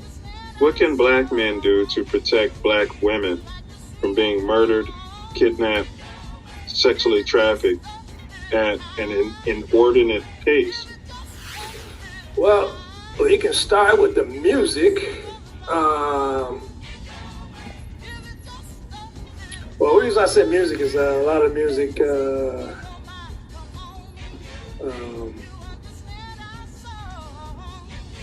shut out women or just put out women in a negative light, man. You know, cats are like being bombarded several times a day with negative messages. You know, calling sisters, you know, everything but a child of God. So if you hear the music all day, then you know these young cats, they hear it, then they go out. This is what they think of women, or think of sisters, or whatever. And you know, if we're thinking that about our sisters, then they give other people license to think that as well. You know, so we just gotta, you know, overall, man, as a community, just be more protective. Man, I don't even know where to start with that one, man. I remember in college, man, I was at this party, and you know, I'm guilty of it myself. We refer to young sisters as beats. Can we curse on here? Hey, it's the EP show, so if you're cussing, we're cussing. Well, you know, it's, I don't know, probably nationwide, but we used to be like, yo, there's some big up in the party, man. You know, so I remember one day outside the party, and a grad advisor for the Qs, he just saw me walking by late night or whatever, and I think he was coming from studying, going to the crib or something, whatever, just having run into him, whatever. And I said, what's up, man? What's up, Rob? And Rob Rashad. And he's like, what's going on? He said, oh, man, you know, about to step into this party. And he's like, yeah. I was like, what's it looking like up in there? I was like, man, it's up in there, man. Ah, that must have been a Kappa party, bro. But we ain't gonna talk about it. Because every time he was saying, I'm like, that had to be the new party. But go ahead, bro. Yeah, you know what I'm saying? He was like, and they were happy. he was like, why do you go? I'm like, oh man, just the saying, you know. He was like, your sister, she goes in there. My sister was a freshman at the time. Like, your sister, she goes in there. Like, what if your sister's in there? Would you say that? I'm like, come on, man. Come on, man. Why you tripping, man? Right. Why you blowing my high, man? Right. I was like, all right, good point. So I think from that point on, man, I kind of like dropped the word from the vocabulary, man. And I discourage others from doing that as well. You know what I mean? But, yeah, we had a famous quote. Y'all got to stop calling these hoes. Go ahead. And we thought that was, classy. You know what I mean? You know what I'm saying? That was classy. But yes, it's I hear you, bro. I think what you're saying, and just to get it back on task, is respect ourselves and respect our women. Yeah, we value our women, man, and correct. We allow this music, man, to do that. And it's not just the music. No, movies, yeah. Movies, yeah. Almost all media. The TikToks. But Self, go ahead and go into that comment, and then your next question or your question or two, and then it's a lot of stuff in the chat that we're gonna get into after Self Love's finished with you. Yeah, all media it's and it's both ways. The women devalue us too. It's a really crazy thing going on right now. Yeah, I don't know, but we're a lot about mentorship. Do you currently mentor anyone? Who has mentored you? That's a good question. Yeah, I never had a official, you're my mentor, whatever. I think maybe if I did, my development and status in life would probably be further along. What's going on? This is Cotton. Be sure to subscribe to my channel if you haven't already. Because subscribing makes you feel good. Do you still have them?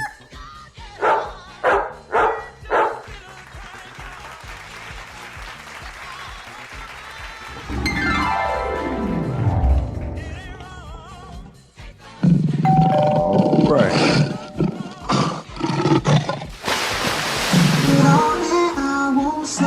I'ma show the world what they don't know. I'ma be the one. I'ma be the one when I'm done. Higher, if I made it this far, I'll go higher. If I made it this far, I can make it anywhere. If I made it this far, if I made it this far, I'll go anywhere. Welcome back to the Self Luv Show. Black Americans in Africa with software developer and entrepreneur Kenyatta B. Jackson. Man, we done broke down early life and foundational questions. Now we're gonna get into what's going on now. It's a blessing. It's apropos that the video in the break was regular EP. Yeah, regulator in the building. His fraternity brother that linked it all up. Absolutely. Big ups to EP. I'ma be the one. I'ma be the one when I'm done. Let's go ahead and get this going. Mac. Big ups to Trike from All Gala Gardens. Yeah, hey, you got. Yeah, big up to EP. Yeah, well, I was talking about mentors, man. EP was actually one of my mentors. Like when I was online, he was like kind of like my big brother buddy. Like you know, when you're online, you have like a big brother who's like a buddy. And EP was mine. We both went to Kenwood, and he was a good brother, man. Was you made fall 90, bro? Spring 91. Okay. Yeah, spring 91. All right, so you was made after Marlon. No, Marlon is my sounds. Short. Yeah. Marlon, right. Yeah. Right, because y'all was pledging when we was pledging, man. Exactly. Y'all was 91 too, right?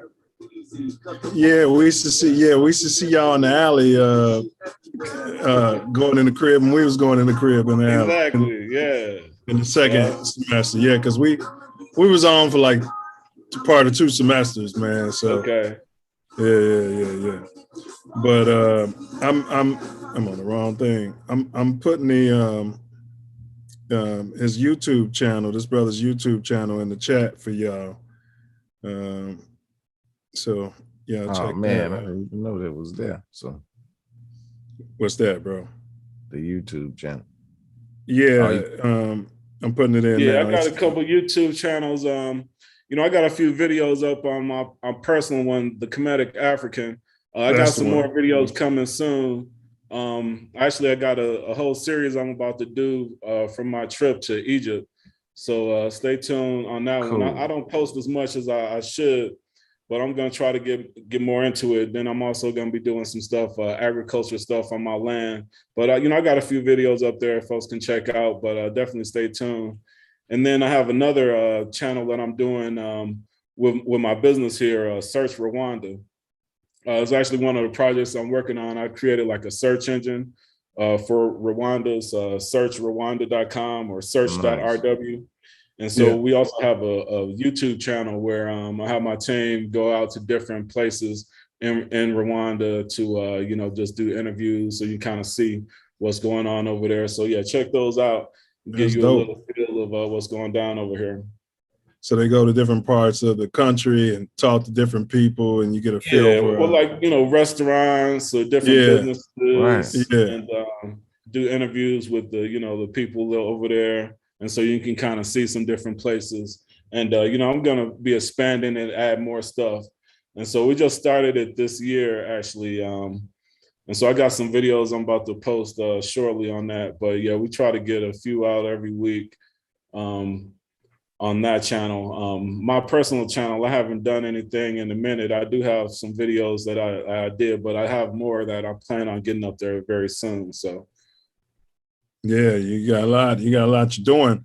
And if you want to reach out to this brother, you can reach him on IG at the Kemetic African. That's the Kemetic African, Kemetic spelled with a K, at Chicago Style RW, or at brk.africa. That's right. Yeah. So the Kemetic African is like my personal channel, kind of go with my YouTube. That's what I call myself, the Kemetic African. And so I got some stuff up there. Definitely reach out on there. Chicago Style RW is basically I have a shop here in town. Downtown Kigali, one of the malls. I have a shop where I'm selling my clothes, the local clothes, made in Rwanda clothes.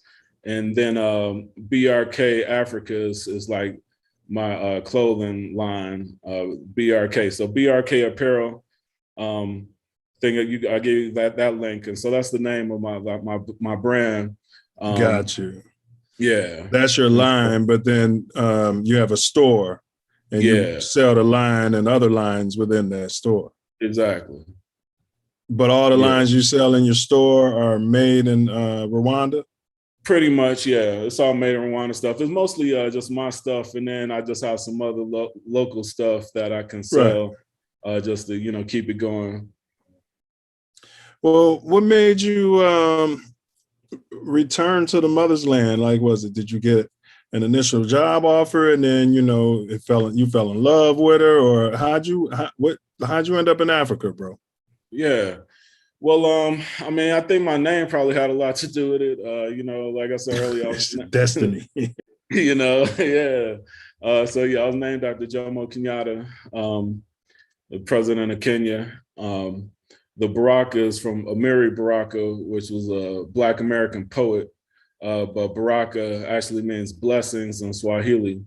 And then I kind of break it down like with the ancient Egyptian hieroglyphics of the Metu Neter. It's Ba, Ra, and Ka. And so those are like the 3 aspects of the soul.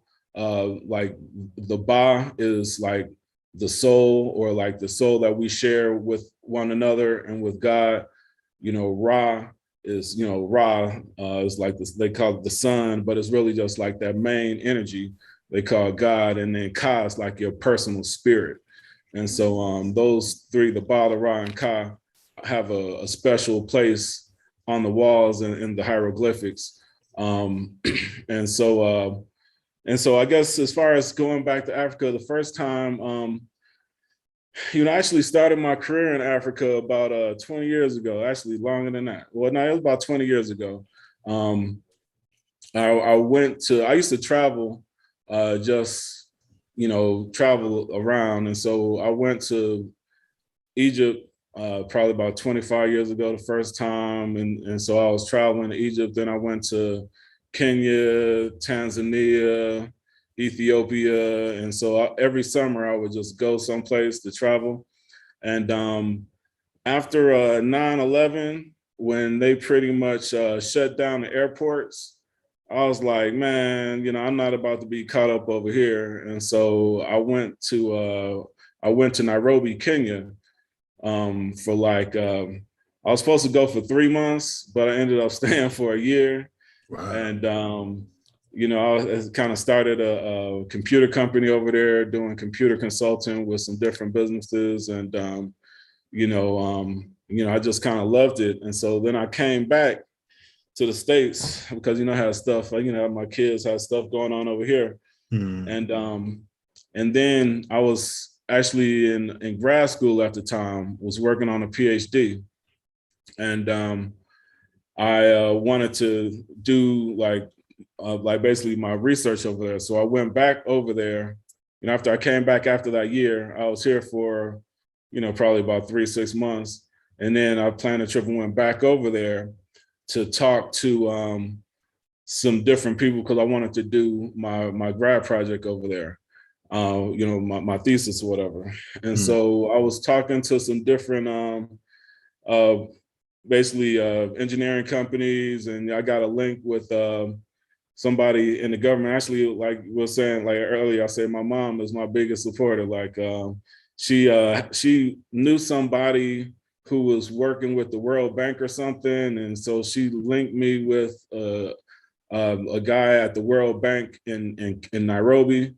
And so I went to meet with them. And so when I met with them, they linked me with this other American company who was doing a World Bank project over there. Basically, they were computerizing the road network.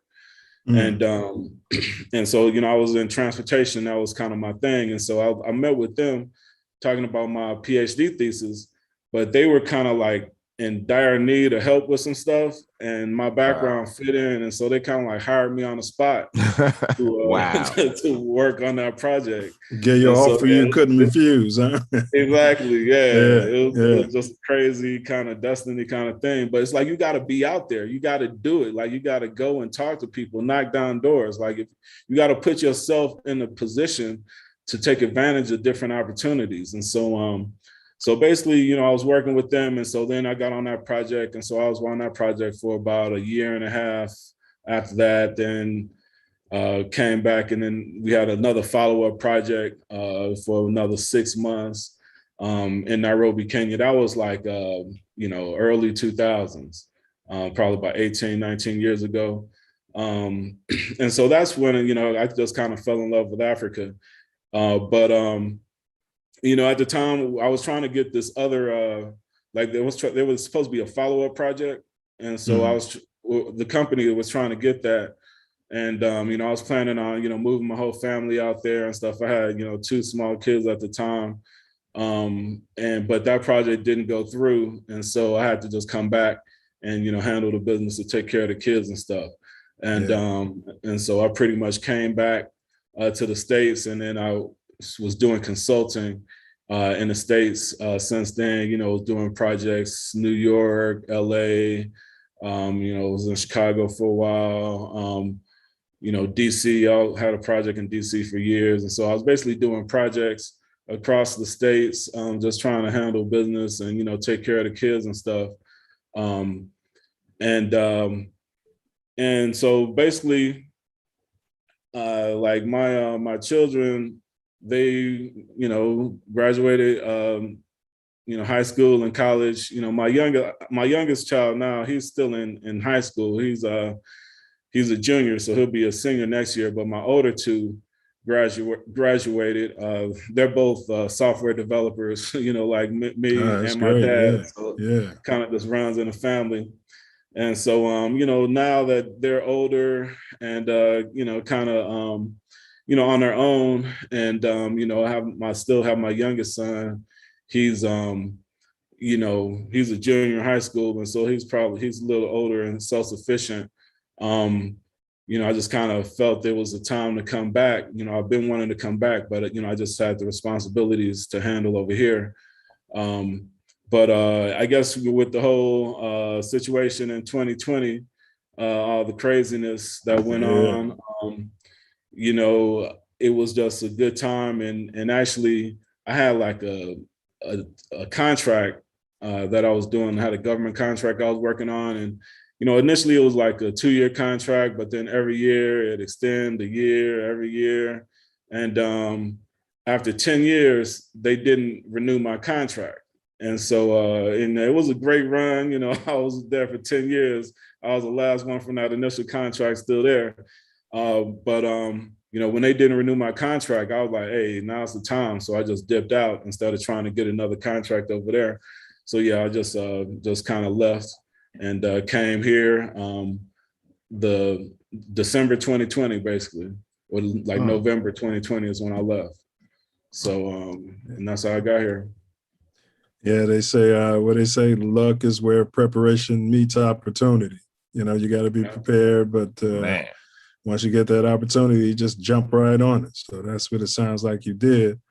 Can you kind of describe what life in the motherland is like in comparison to maybe Shy life or life in the States for a Black man, of course? Yeah, well, just to kind of go what y'all mentioned earlier, is way less guns, like, especially here in Rwanda. I mean, Rwanda is like real safe and secure. Probably some other places, not so much, but yeah, definitely real peaceful over here. Everybody is real cool. I would say the biggest thing, like I was saying earlier, is like the money you spend is going back to Africans. You don't really see a whole lot of Wazungu around too much, and they don't really own a whole lot over here. The other places in Africa, that's not the same, but definitely here. That's one of the things I love about Rwanda. Rwanda's it's a beautiful country. It's peaceful. It's well governed. Like the government here is great. See, it's clean too, like no litter. It's clean. It's like the cleanest city in Africa, probably one of the cleanest in the world. It's cleaner than the south side of Chicago for sure. It's great. One of the other things about just living here is, everybody has help, you know what I'm saying? So, I got like housekeeper and a cook and, guard and gardener, so it's like, you definitely don't really have to, worry about any type of cooking or cleaning or that type of thing. It's no snow, you know what I'm saying? The weather is great. And so I usually come back to Chicago in the summertime just to hang out, summertime shower, whatever. But the rest of the year, I'm trying to be over here.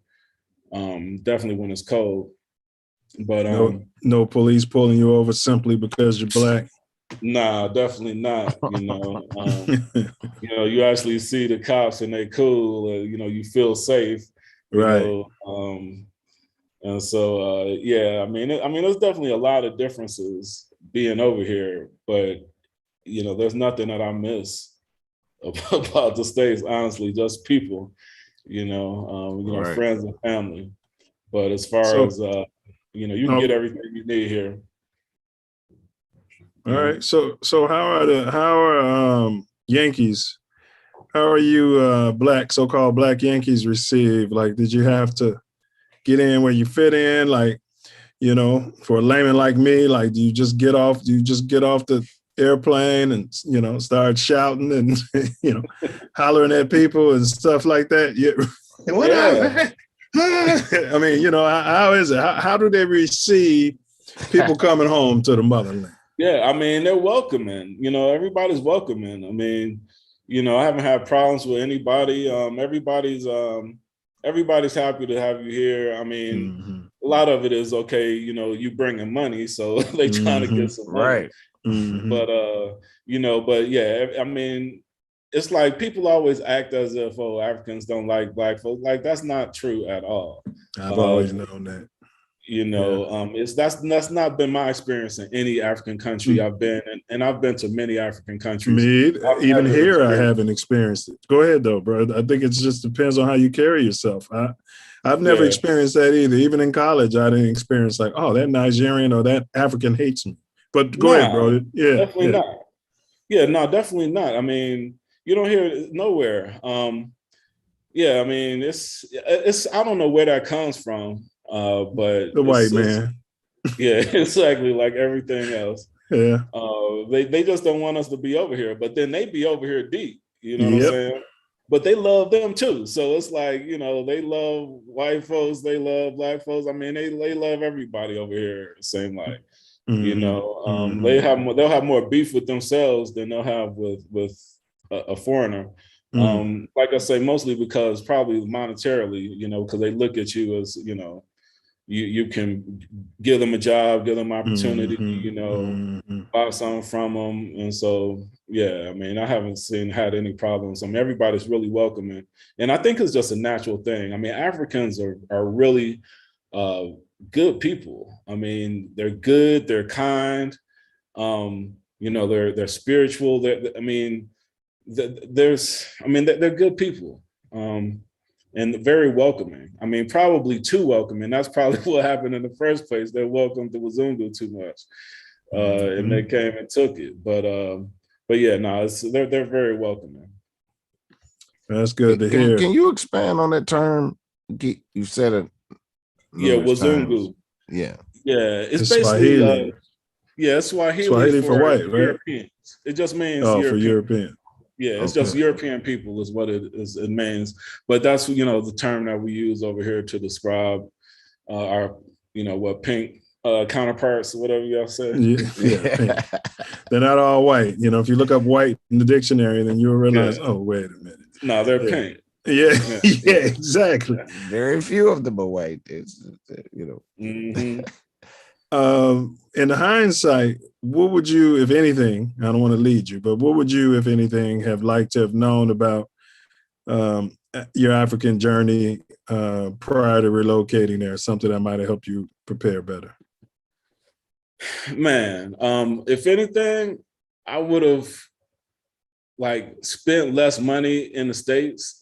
You know what I'm saying? Like, I mean, I spent so much money over the years just balling out, just, you know, having fun, you know, New York in the club, popping bottles. It ain't tricking if you got it. Yeah, I hear you. Exactly. Yeah, it's still tricking. That's what I say. That's what I always say. Yeah. You know, because like, you know, one bottle that I spent, or like some Gucci shoes, and like I talk about Gucci, I mean, I can't trip. I've done it too. I mean, like all my shoes is Gucci. You know, but it's like I've had them for years. But I mean, I spent so much money in the States just living a life and, you know, what we call success. And, you know, but it go right back to them. And so, you know, I'm definitely guilty of it too. But yeah, I would say if there's one thing, and that's probably going back, you know, 5, 10, 15 years, you know, one thing I could have did is like not giving so much of my money back to those folks, you know what I'm saying, and kept it to invest here. Right. That would have been a great move. Stacked up more of that, the play money, the trick off money, and had extra money to invest over there in home. Exactly. All right.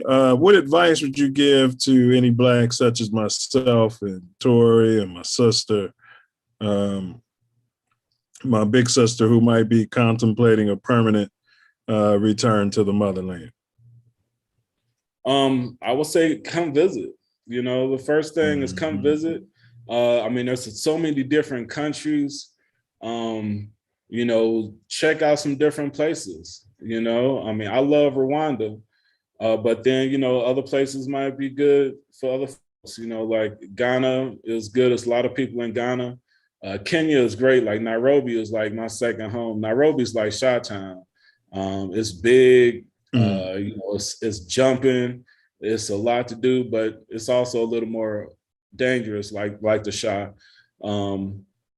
You know, it's nice. You know, Tanzania is really nice. It's more natural. It's more like it's beautiful. It's less Western or whatever.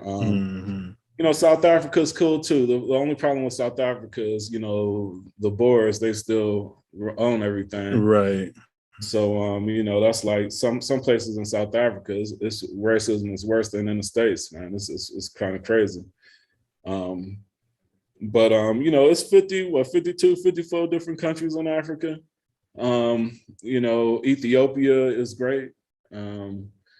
It's, you know, I had a good time there when I was there years ago. I haven't been there recently. It's, you know, just flying through. I usually fly through Ethiopian Airlines, and it seems like it's developed a lot since I was there, you know, 15 years ago, 20 years ago, whenever it was. But, you know, so many different countries. I chose Rwanda just because of the stability of the government, the safety, and then it's a small country, and so it's kind of cozy. Kigali is like real cozy. It's big enough. It's a big city. It's big enough going on, but it's not like crazy congested and crowded, you know, like a Lagos or some, or you know, Nairobi or Johannesburg. You know, so it's kind of, you know, just kind of fit me pretty well. Also Uganda, there's a lot of folks over there. That's right next to us over here. I haven't been there yet, but I know people from there and know people have been. I plan on visiting Kampala at some point, check it out. But I would say, yeah, the number one thing is just to visit, you know, meet people, get a lay of the land, and then, you know, just plan your move from there. Do they speak a lot of English over there? Yeah, it depends on where you are. You know, a place like Kenya, like everybody speak English. I mean, they speak better English than me in Nairobi, like, you know, because they speak that proper, you know, British English, you know, like a British colony. Rwanda, they don't speak as much English as you would in Kenya, but I mean, they speak enough. I mean, at least at the places you're gonna be. You know, hotels, restaurants. I mean, most businesses, folks, that, you know, they speak enough to get by, but then they speak French more so than English. And then they have their local language, Kenya, Rwanda. And then some people speak Swahili as well. That kind of saves me sometimes, because I know Swahili from Nairobi, and then actually took some Swahili down in Champaign. And so, you know, if I can't get around with English, a lot of the business folks, they'll speak Swahili. But I'm trying to learn a little Kinyarwanda. It's not simple. Swahili is easier than Kinyarwanda, I would say. But yeah, communication is not an issue. Yeah. Well, then, I know you said you do business in different capacities. You know, you have a consulting firm, and then also you have a business, a retail business. So in any of those businesses, and we'll talk about the DJing briefly as well, but how has your experience been dealing with Black consumers, suppliers, competitors, you know, as opposed to what you may have experienced here in the States? Yeah, you know, I mean, business isn't easy. You know, I mean, you got to have a plan, just like anywhere in the States. Anywhere you go, you got to have a plan. You got to have a cushion before things, you know, kind of, you know, get moving. You know, but it's definitely a lot of opportunity here. You know, I would say, you know, my advice would be to plan well and to take it slow. You know, don't jump in too quick. Just try some different things out, feel it out, see how it goes, and then, move forward with it. Another thing, just like everywhere, real estate is like always the move, because everything appreciates so much, especially a place like here where they're building so much, everything is growing. Real estate investment is definitely a good investment in the States and as well as here. That's what helped me out over the years. Like I talked about, I was spending so much money just tricking it off. But one of the best things that I did was start investing in real estate in the States. Bought a couple houses, bought some land, and so those investments have definitely helped me out over here, and like I had a condo that I had in the States. I kind of sold it last year and bought some land here with, the profit that I made. And, so, real estate is always, that's the only estate is real estate. That's why they call it real estate, because everything else is fake, man. But land ain't going nowhere and land ain't getting cheaper nowhere.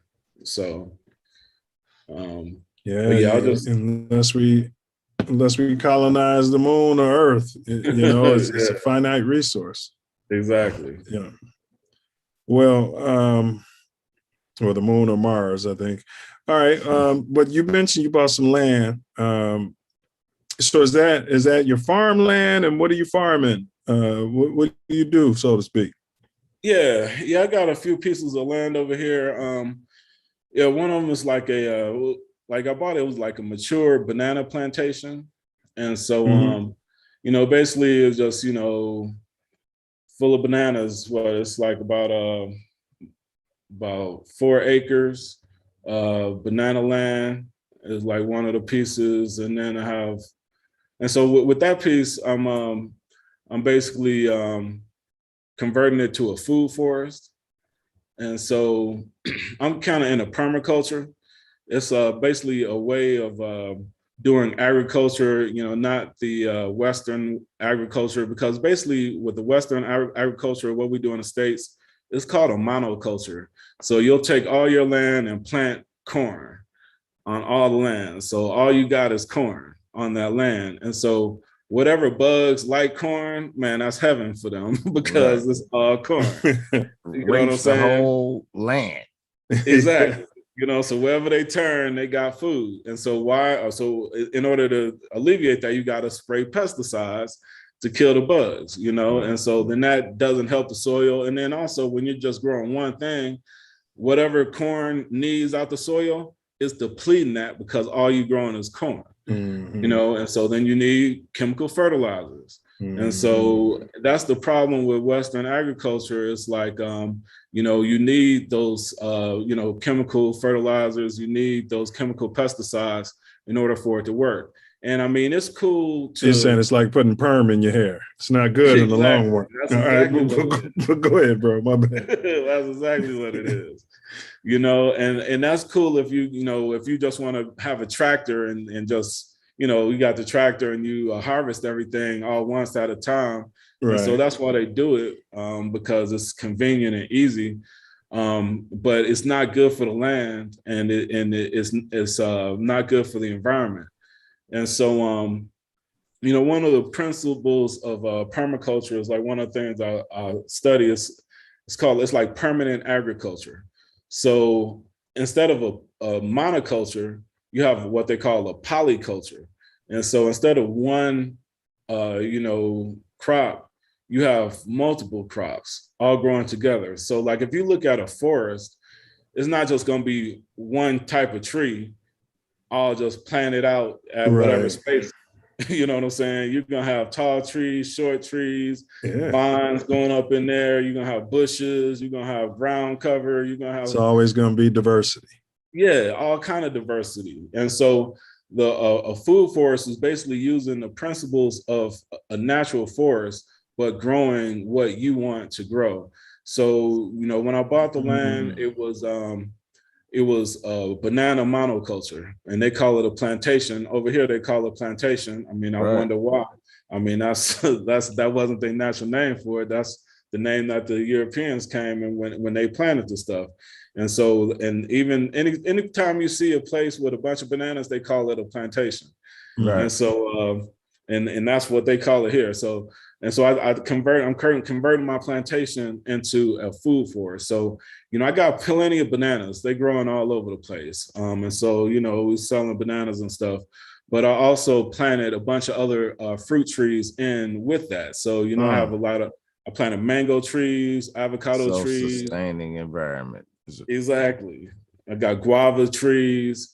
I got a bunch of passion fruits I put in there. I got some orange trees. And along with other leafy vegetables, you know, it's beans in there. I got watermelons. I got okra. I got collards, you know, some of everything growing in there, but all growing in there together. And so, so, you know, with the other stuff in there, it might reduce the yield on the bananas slightly, but I'll be producing other things as well, you know, and so the total production will be higher than just the bananas. You know what I'm saying? And the bananas, the reduced amount of bananas will be a higher quality. Right. Yeah, I mean, because you're not using pesticides. Yeah. Yeah, you know, so it's and then, you know, they feed off of each other. And so the key is to basically plant things that work well together, that complement each other. And so they call it like tree guilds. Like, you know, in the States they call it a tree guild. So you'll have a guild where you'll have like a main tree, and then you'll plant complementary trees and bushes around it. So like you might plant like some flowers that bring in the pollinators that will help increase your fruit production, because the pollinators are coming for this. So they'll pollinate your trees, or you'll plant another a bush or a shrub that has a strong scent, like rosemary or like you know, some type of mint. Ancient technology. Exactly. Ancient technology, natural technology, you know, and so, you know, that type of strong smell will detract the insects. So the insects can't smell your mango, because all they're smelling is rosemary. You now, know, do so you do anything with fungus or fungi, or would that all naturally be done in your forest? That's something that nature does. You can have mushrooms in there, you know, different kind of stuff depending on, you know, what you're growing. You know, fungi is more for like a woody type forest. So like like in the States, you know, I have land in the States, and so I was doing the same type of permaculture thing there.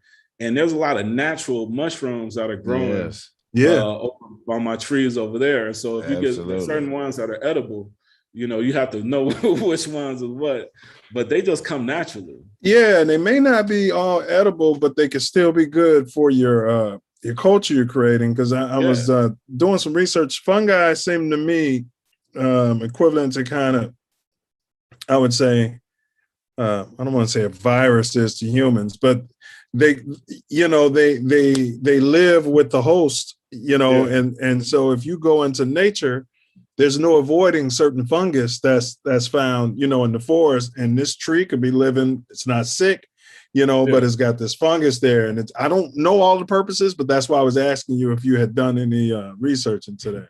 Yeah, I mean, definitely. I mean, that's the whole microbial system. I mean, it's necessary. Yes. Yeah, it's necessary in the forest. I mean, basically what mushrooms or fungus does, it breaks down the trees.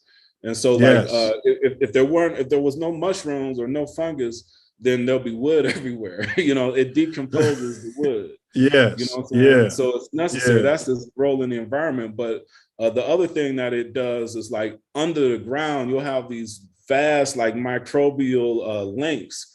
And so it also allows the trees to get water and nutrients deeper in the soil, because it's all kind of connected to it.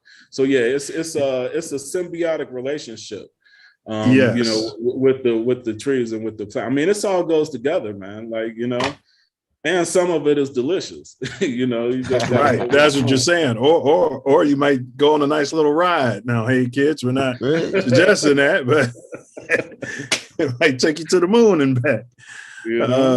All right, man. That's interesting, man. Because now farming, did you, did you follow a farmer around, or did you learn it from reading, or did you have a natural? How'd you do that? Yeah, I don't know, man. I think it's probably just in my blood.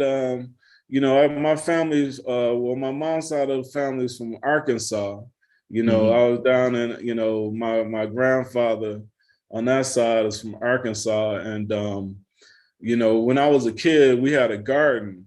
And I always just loved growing my own food. Like I remember I was a little kid, on the south side over on Vincennes in Morgan Park. On the side of the house, we had our little garden, growing peppers and some okra. Greens and tomatoes. Some greens. Always got some greens in there, And so, I always just loved growing my own food. And so when I had bought my own house, had my family when I was younger, I had a garden. And so I've always had a garden. And I guess the funny story with the land is like, we talk about blowing money or whatever.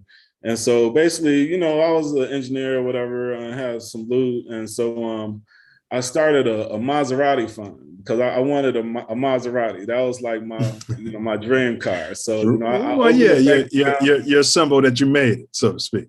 Exactly. Right, my symbol, So, I opened a bank account and I named it online my Maserati fund, And so I kept stashing money in there, just to save up for my Maserati.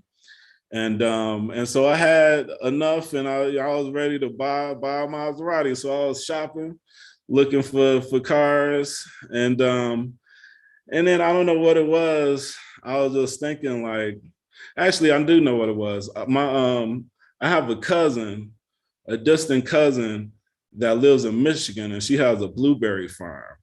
And we used to go out there camping all the time, and then we'd go pick blueberries on our farm. And so we were camping, one time. We hadn't been camping in years, but we had a family camping trip, and we were on her farm. And I was thinking, man, I'm like, man, I want a farm, I want a blueberry farm. And so I started looking at land, around in that area because it's like blueberry country over in Michigan. But then I was kind of far from me in the Chi. I was actually in Champaign at the time because I was still staying down there years after school because my kids were there. And so, and so then I started looking at land closer. I'm like, well, I'm not driving out to Michigan all the time. Let me look at some stuff around here. So started looking at land, and I just decided to use my Maserati fund to buy my first big piece of land. So I bought like 10 acres over in Illinois, and that was probably the best move I've ever made. Well, that's ironic. Instead of destroying the greenhouse, you're actually adding to it. And I'll tell you this much, man. When I learned, not that I've ever had a Maserati or one of those cars, bro, but you dodged a bullet anyway, because I mean, just the maintenance on it, like exactly. People don't realize, man. Like you see a lot of rappers, like, I'm not saying you couldn't afford it, but like brakes $6,000, exactly. Tune up, 15 stacks, and it's not worth it. Like, what's the point? It's not worth it, unless you Michael Jackson, you got that Michael Jackson money or something like that. It's like you said, it's really not worth it. All right, well, I'm almost at the end, and then I got Tori. I know he's got a few questions for you. So I wanted to ask you this one. How do you think coming up in Chicago in the hundreds, so to speak, how do you think this is helping you navigate, Africa and all your different businesses and stuff? Yeah, man. I think Chicago is an amazing place to live, a great place to grow up. I mean, we definitely have our issues, but it's like, if you can, like you say, navigate the streets of the shop, man, it ain't nothing else a bother, man. Like, you know what I'm saying? It's, I mean, just the awareness, the street smarts, or the intelligence that you need just to make it in the city, it carries over everywhere you are. It's just a part of you. And so, you know, I would say it definitely has helped me with if nothing else, confidence, just the confidence that you can survive, the confidence that ain't nothing gonna stop you, you know, the confidence that I'm still here and I'm still going, like, you know what I'm saying? You know, you can't, you know, you got to face and conquer your fear, you know what I'm saying? You know, that's one of the things about growing up in a city, and that's one of the things about pleasure, you know, being a brother, being a noose. It's like, you know, after you cross, like, you feel like ain't nothing you can do, you know what I'm saying? And so those things carry you through a lifetime, you know, but yeah, just being able to have the confidence in yourself that you can make it allows you to do so many things. Yeah, and it's nothing that kind of surprises you. You know, like I live in Inglewood, you know, just outside LA. It's nothing I haven't seen. You know what I mean? Yeah. You know, yeah. Yeah, I used to live in LA for a while too. In Long what part Beach. was you in, bro? Oh, Long okay, Beach, all right. Yeah. My brother and his wife and daughter out in Long Beach right now. I'm out there a lot, man. Yeah. Okay. Yeah, no, I used to be in Inglewood, man. I remember one time I was in Inglewood. It was like a shootout between some Crips or Bloods or whatever they was outside the club. We ducking up under the cars. Yeah. Reminded me of Chicago. Yeah.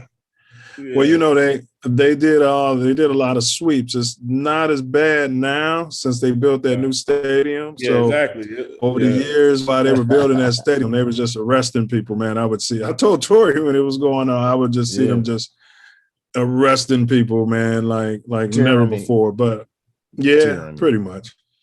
So this is my last question. I'm gonna do it to Tori. Excluding Kenyatta, Baraka, Jackson, who do you attribute your professional success to, excluding yourself? Yeah. Man, I mean, I can't say it's just one person, but I mean, if I had to just say one person, like I said earlier, man, it would be my grandfather. You know, just sitting there in his workshop as a kid, you know, just watching him and just being amazed at the stuff that he's doing. You know, actually one of my next projects is, you know, I want to do a metal workshop over in this small town where I have some land out here to build some small machinery, small equipment.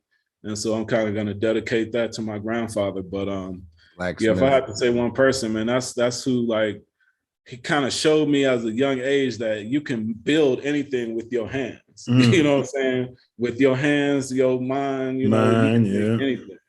Yeah. You know, and so yeah, that's what I had to say. Okay. All right, that's dope. Self Love.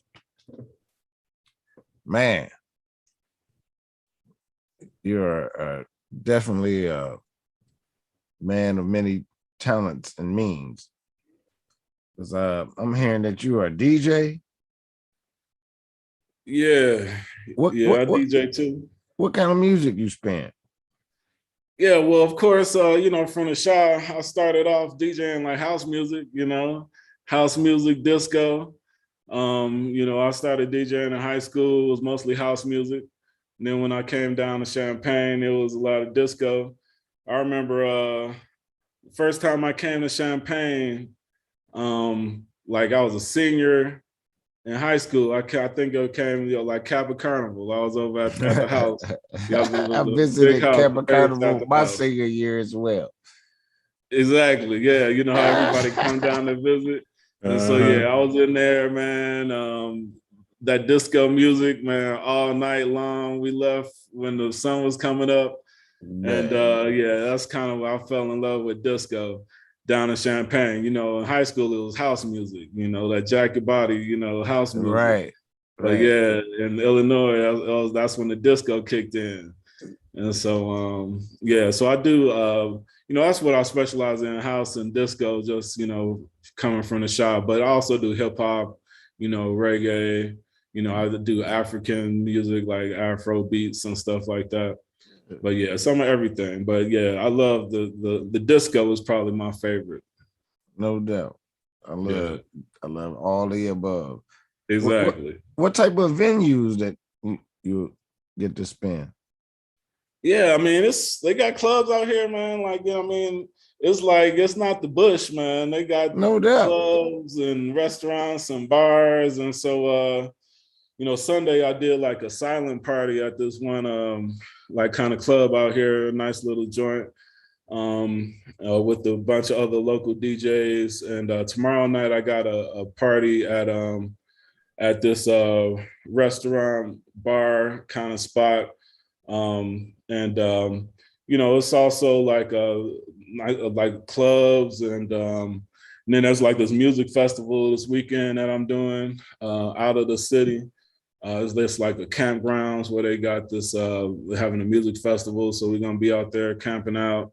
They got about 20 some DJs coming out, so it's gonna be just a music festival kind of jump. So I'm gonna be rocking the house music disco out there. But yeah, I mean, some everywhere, but mostly just like bars, restaurant, you know, bar restaurant type joints, and then clubs. Man, bro, you just went through a whole lot that you do. Farming, all consulting, this, designing, running a retail store, farming, and all this. How do you find the time to be so prolific? I don't know, man. I mean, I feel like I need to be doing more, man. It's like I got a bunch of little things going on, but sometimes, I mean, I have a problem with just focusing on stuff. Like I'm all over the place, and I know it's kind of crazy, but hey, I'm just living life, man. I'm trying to do what I can do. But I mean, I still got the time to be watching TV shows. I mean, I just finished watching what the new Power, like whatever. Hey, with so many projects going on, just literally, just, you know, in support of you, how could you not be all over the place? You got a lot going on, brother. So the only way you can make it happen is for stuff to happen kind of, you know, all over the place. So yeah, you are blessed. I appreciate that. You know, you are blessed. Yeah, I mean, I definitely am blessed, man. I've been blessed over the years, and I want to thank y'all for having me on the platform. You know, it's good talking with y'all, and I'm saying y'all need to come over here. Like we need to have like a show from Kigali. You know what I'm saying? I mean, we got all the technology. I mean, my internet ain't dropped. You know, right? Well, we actually, it's one of our benchmarks is to go back to the motherland and do a show in Africa. So, you know, so we always knew that it was going to come in place. Yes, that it would happen. So we definitely make this happen. But we're not done with you yet. We got one final segment. It's the quick segment. These are esoteric questions, bro. So here we go with this first question. Self-love time machine. So here's imagine if self-love had a time machine and you were at your 9th birthday party, you know, your granddad, your mom, your dad, everybody's around the table, kitchen table probably, or dining room table, and you got your cake there, and they tell you to make a wish and blow out the candle. And you make a wish as 8 turning into 9 that you want to meet your, you know, whatever age you are now, self. So you blow the candle, and then right there, right now, you're whisked away in a suspended moment of time. What advice are you going to give to your 9-year-old self, knowing what you know now? Yeah, I mean, that's a tough one, man. I don't know. I mean, I would just tell them to keep pushing, man. You know, I wouldn't want to, you know, honestly, man, I feel so blessed. I feel that I'm right where I want to be, where I need to be. And so, you know, I wouldn't even want to change anything. Like I wouldn't want to say anything to make them change, and who knows what will happen, you know? I'll just say, keep pushing, man. Believe in yourself and just keep doing it, you know? Just don't never give up and believe in yourself, you know? We hear that a lot. Never give up, believe in yourself. I might add for you, don't blow it all on Gucci shoes and don't buy the Maserati. spend some of that money in Africa earlier. But I hear you though. Yeah, I hear you, man. Great advice, especially for a 9-year-old black male. So I appreciate that. So here's our magic box question. Now imagine if self-love had a magic box, ornate box with a singular button on the top of it. And God forbid that a person or persons, you might not be able to say, who you can live without, but the person or persons who you have the most difficulty seeing that, man, I wouldn't be the same without this person. If they had a rare and terminal illness that they suffered because it was bringing pain dearly from, God forbid, and death was imminent according to all the doctors. What if self-love informed you that if you simply press the button on that box that he gave you, that the person or persons would be 100% out of pain and forever cured? But a person who you do not know would then suffer the exact same fate as your loved one. Would you push the button? Man, I don't even know, man. Like, I don't know. Like, that's a big hypothetical. And so, I like to say I wouldn't. I like to say I would. Like, I don't know, man. I don't even have an answer to that. Yeah, stuff that if I can go back in time, that'll be one of my questions I'm asking potential noobs. That would be a good one. Yeah, it would. So you're saying it's hypothetical and you don't know how you would respond unless you're in the given situation? I could say either way. But it's like, there's no good answer to that because it's like everything has an effect, on every other thing, you know what I'm saying? And so like I was saying with the previous question, I wouldn't even want to say nothing to my younger self because even if I told him what to do, who said he gonna do it? Maybe he do the opposite, Yeah. It's like, all I know is I'm good where I'm at. And so I don't want to change nothing. Fair enough. So you don't know if you would push the button or not. We'll leave it at that. Yeah. All right. Unique answer. Yeah. We haven't had that answer. Yeah. We haven't had that one. It's the first time. All right. Here we go. Did human, this is a yes or no question. Did human walk on the moon at any time during the Apollo mission? You're a scientist. The human, as far as like humans, or are you talking about? Yeah, humans. As far as people. Yeah, mankind. Has mankind ever walked on the moon? I'm a scientist, so I would believe that the moon mission is real. All right. Can you recommend a book for the Self Love Nation? Man, well, I guess it depends on who it is. Like, I would say, I didn't even plug my bookstore. I got like a black bookstore, online bookstore in the States. And so I can send y'all a link. So I would say any book from my online bookstore would be great. But Absolutely. one of my heroes is Marcus Garvey. So I would say one of the Marcus Garvey books.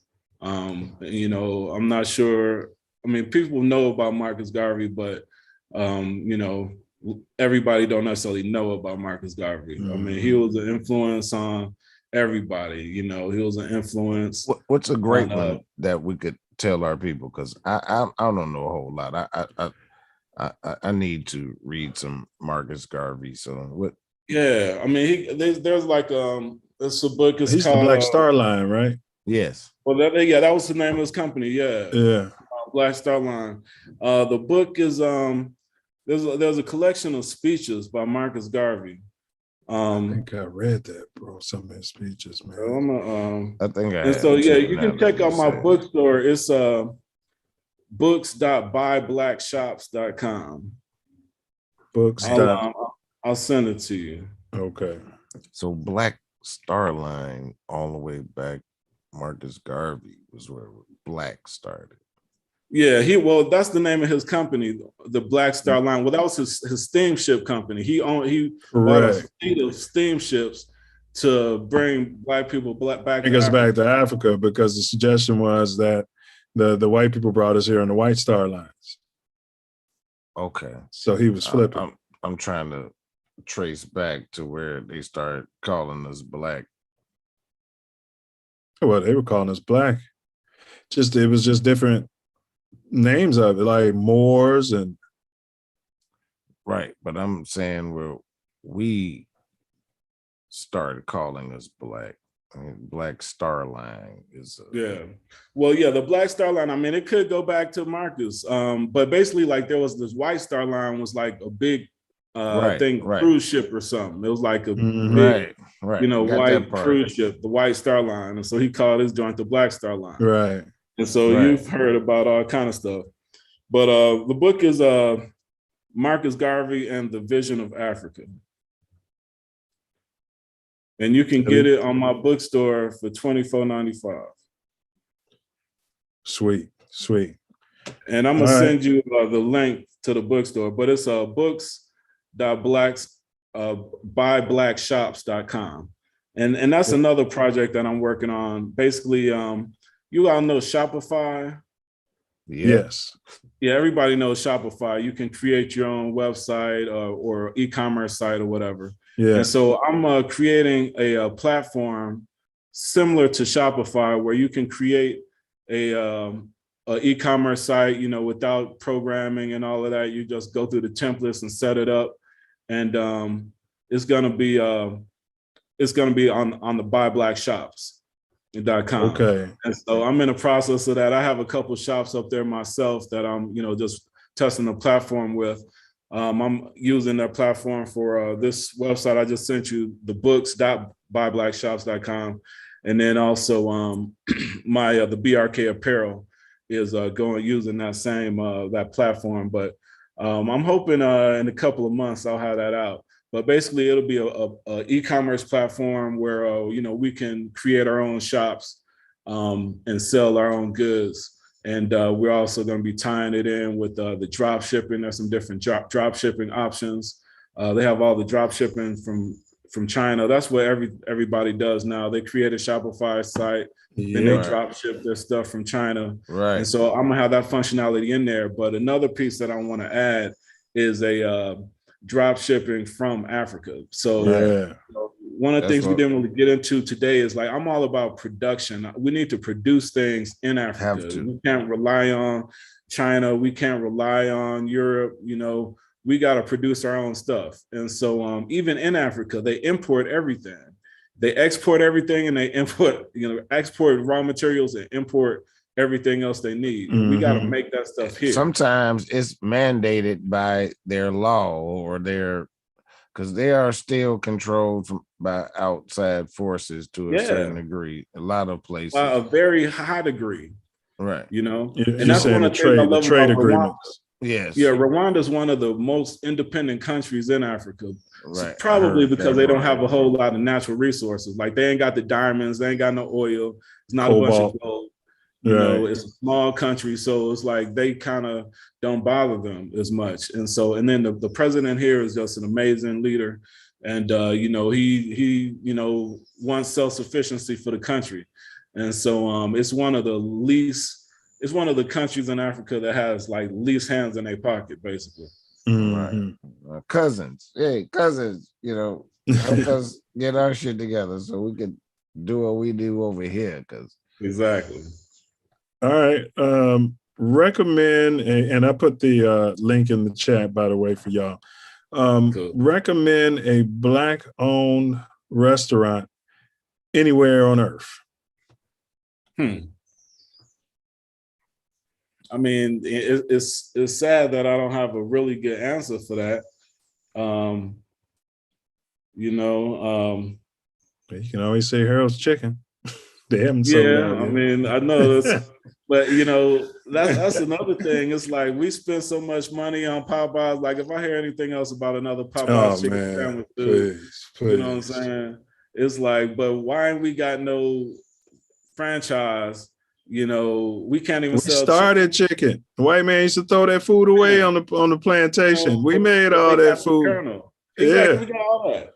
You know, and the sad thing, they got a KFC over here. You know what I'm saying? I about need to open a Harold's over this jump. You know what I'm saying?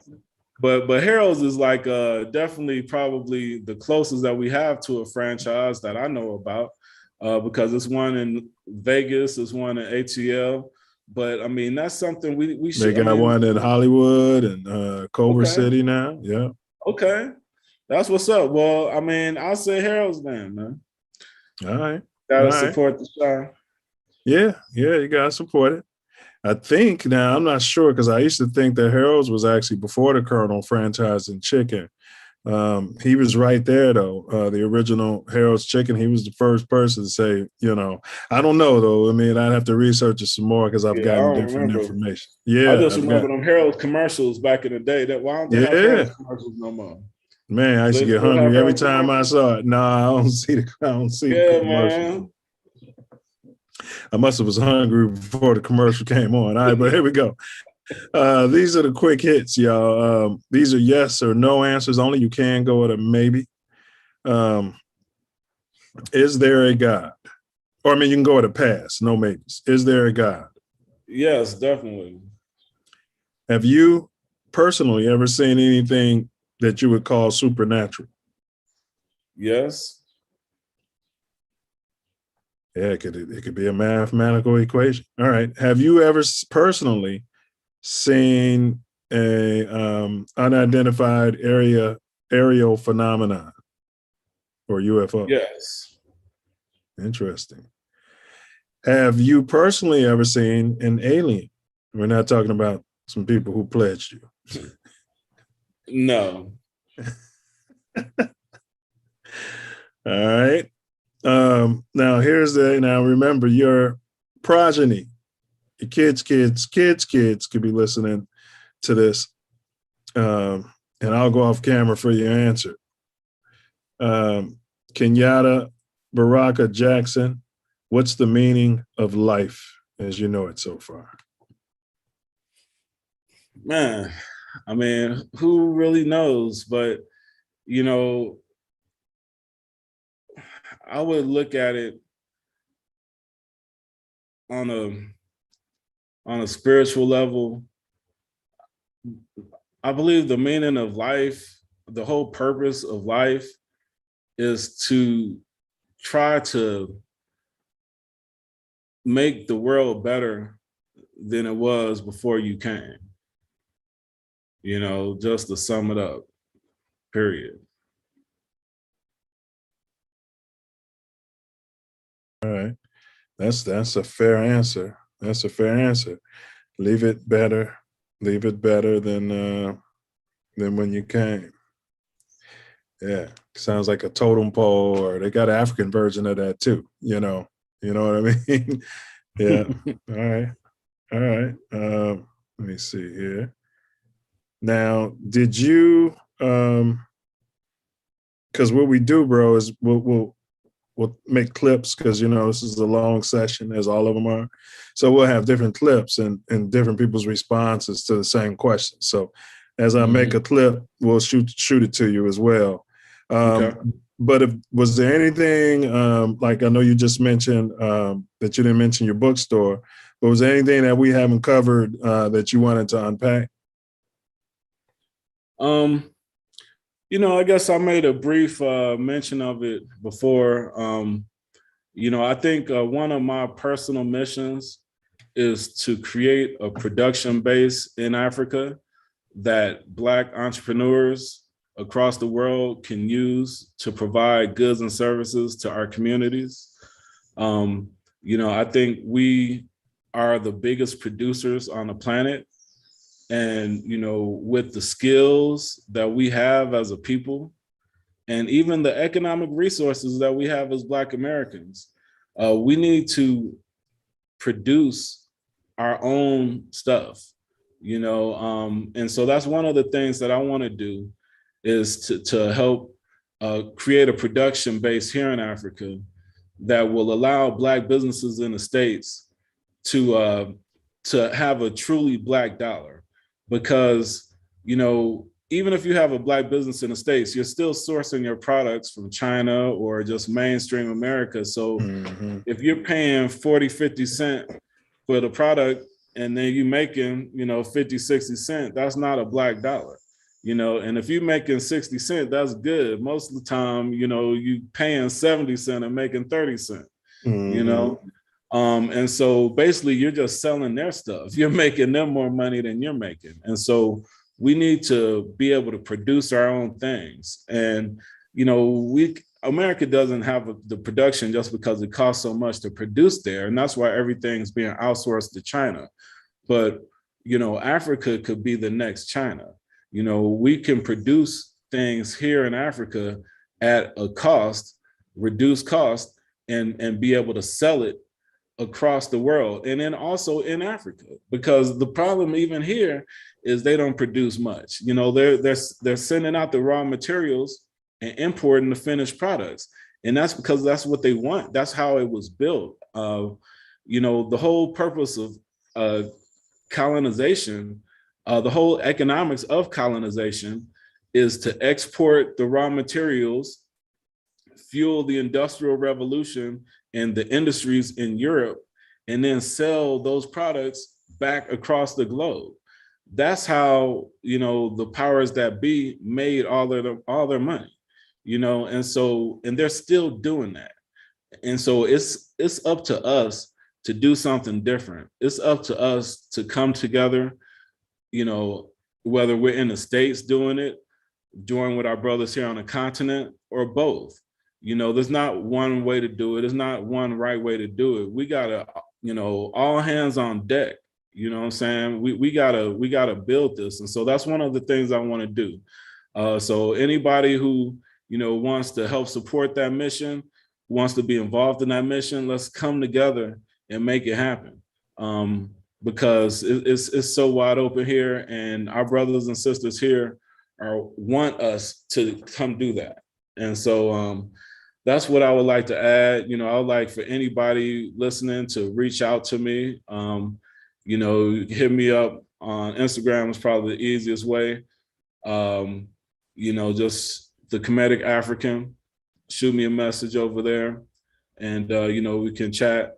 You two brothers, it was great seeing y'all again. We got to link up offline. I really want the two of y'all to come visit me in Africa. We can go check out the farm. We can go to the club and get some house music on. That's going to happen. So yeah, so it's on, man. It's great linking up with y'all again. It's a blessing. Man. Everything is in God's time. Yeah, inshallah. And the feelings mutual, bro. That what you just spoke on. My mom, she recently passed. She's an ancestor, rest her soul. But that was her ultimate dream. She had a business she started called Say Eureka Africa, and that's what she wanted to get into. And then I'll give Tori Ship, Leandrew Wade. Leandrew Wade. He's been talking a lot about Africa as well. He's one of the world banking types. Worked on those levels and stuff like that. So when you mentioned how your mom linked you up with a world banker, yeah, they do know everybody. You know what I mean? Yeah, they do know everybody. And I appreciate you doing this. You got any big ups, shout outs, as we call it? Man, I just shout out to all the people out there, man. Everybody. I would like to shout out one of my boys, Rob Bakari, another Pan-African. He just passed a few weeks ago in Ghana. He was living in Ghana. Yes, sir. And he was another good friend of mine. He was a DJ. They call him Mr. International. I like to, just send a blessing to him. He's an ancestor now. Thanks. And I'm just thankful to be here and just trying to continue on this journey, man, the best I can. Absolutely. And so we're going to hold you on, like you said, you went there, supposed to been for 3 months. Next thing you know, it was a year. He's going to be calling EP like, man, I don't know when these N words going to go on. Can't get them off my land. Hey, it's all good. All right. Well, that's all we have for you, bro. And I appreciate yourself. You got some words for him? Thank you again. It was a great conversation, and it definitely expanded the Self Luv Nation. Hey, it was great talking to y'all. And it's coming up on 6 in the morning now. I don't even feel it. Yeah, that's crazy. You definitely are a night owl, man, as they say. And we don't kick no silverbacks out. We call it silverback because we're gonna get our silverback, damn it. And we definitely don't kick out no Chief Illini Wick, long live the Chief. So show yourself out, brother, and you're welcome back at any time. All right, bro, we gotta do that. Yeah, respect, much respect. Hey, peace and love. Love, honor, respect. Hey, power to the people. Yeah, all day. All power to all the people. Fact. For sure. Yeah, that was magnanimous, bro. Wonderful. This view is just like doing whatever. I've never seen anything like this before. You see how we're sitting here now? Yeah. Well, I see how we are on the Zoom. But it's not like that on YouTube. Okay, now it's on the YouTube. We're regular. Yeah, that's just a lot of strange things afoot in this circle. Okay. Yeah, well, this is the Mac experience. I'm using a MacBook. So I'm not using my regular computer. Right. So yeah, better experience. So it's what we're gonna, It was less choppy, if you notice, with the people who can't hear. And a lot less choppy. I just think I'm gonna get the green screen going instead of this. My hand disappears into the mic. I'll just keep using the green screen. I don't know. I thought it was cleaner with the no mic and the. Yeah, but I don't know. No, I didn't see much of that. You see all this? Yeah, because like you wasn't doing it. Correct. And sometimes if I got to show something, it'll do this, and yeah. So no big deal. I just had a green screen up, and I'll still use this though. Yeah. But magnanimous, bro. I mean, I just can't say enough. Big ups to EP. Yes, always. Yeah. Yeah, actually, man, and he said he saw a UAP. Yeah. Yeah. Most of us have, because we are that. There's a lot of times when the people can call it, it's them. That's why they can call it. Why they like people can call it. Because we're not actually in this. So it's like an avatar. We're like a drone. Did you remember? Yeah, you remember when he said, "Yeah, you'll see somebody look just like your cousin." I was like, "Yeah, they're running out of avatars up there, aren't they?" I've seen no. Hold on. There's 7 of us, like genetically upon the planet. 7. Same genetics. If you look at the DNA of some shit happening to people, or excuse my language, or whatever, it's to a 99 point whatever percentage. That percentage means that it's 7 people with the same DNA. Try to explain that one. That's what hey. Yeah, I see what you're trying to say. Yeah. You mean if you got billions, well, mathematically. Yes. Yeah. Yeah. I got to give that one some more. I got to meditate on that a little bit. 7. That's what the mathematics mean. All right. We're gonna have 7, same DNA. We're gonna have Mark Daniels analyze this. East Boogie Daniels. He's a mathematician. We'll see what he has to say. Not questioning your math. We're just going to say, I might even ask Brother Newman to put his brain to it. I'm not even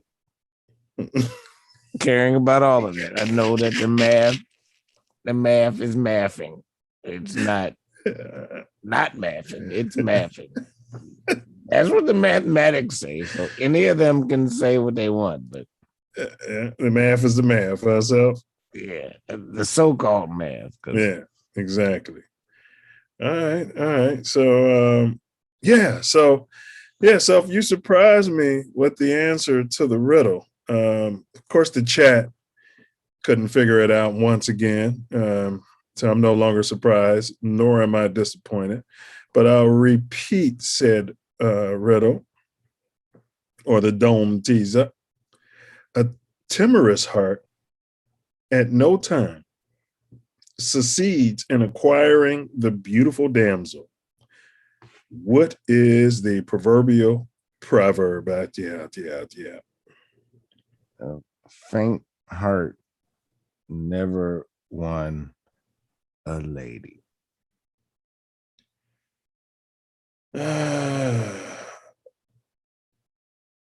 Wait, let's say this. You're right, and I'm glad you got it right, because I forgot to put the answer in there. I still had last week's answer in there, but that is it. And I never would have guessed it. Yeah, a faint heart never won a lady. Yeah, I never would have guessed that, bro. Because I've never heard that before. I've never heard that euphemism. I have, not even sure how or whatever, but I've been around a lot of different people all the time, and hearing their colloquialisms. They just it's like, never heard that. I wish I would have listened more. Maybe on a movie or something, but or a Disney show, but I just can't put right. Seems like I might have heard it once, but it's not one that I hear in the community, so to speak. No, but we don't use things like faint heart. You know what I mean? I went to a lot of schools where there were a lot of different people. Like and it almost sounds like Shakespeare. The way it's written. Thing. Yeah, it is upon that. Yeah, because I think it's a faint heart near. One of the ladies. So it's got to be from Old English, quote unquote, or something like that. But good job, bro. Good job. I mean, I didn't have near though. I said never. So Well, I think you're right. I mean, you're right either way, because I didn't have the exact answer written down, and I don't have it in me to look it up. But that's accurate, and and you won once again. And again, the chat. I don't want to call them lazy, because that's a stereotype of the black folks, but they don't have the personal pride or gumption, as my late grandmother would say, to even give it a shot. You know what I mean? Once again, so you don't know. I mean, All right. I guess they could all Google it and then. So Ace is not in the chat today. Yeah, Ace ain't in the chat today. That guy, he's not in the chat. We're not gonna say any names. We're gonna be sure not to say any names, huh? So, all right. So now we did the riddle. Now, next week's show, and the time is going to be true, at least for this next quarter. So, all right. My schedule will permit.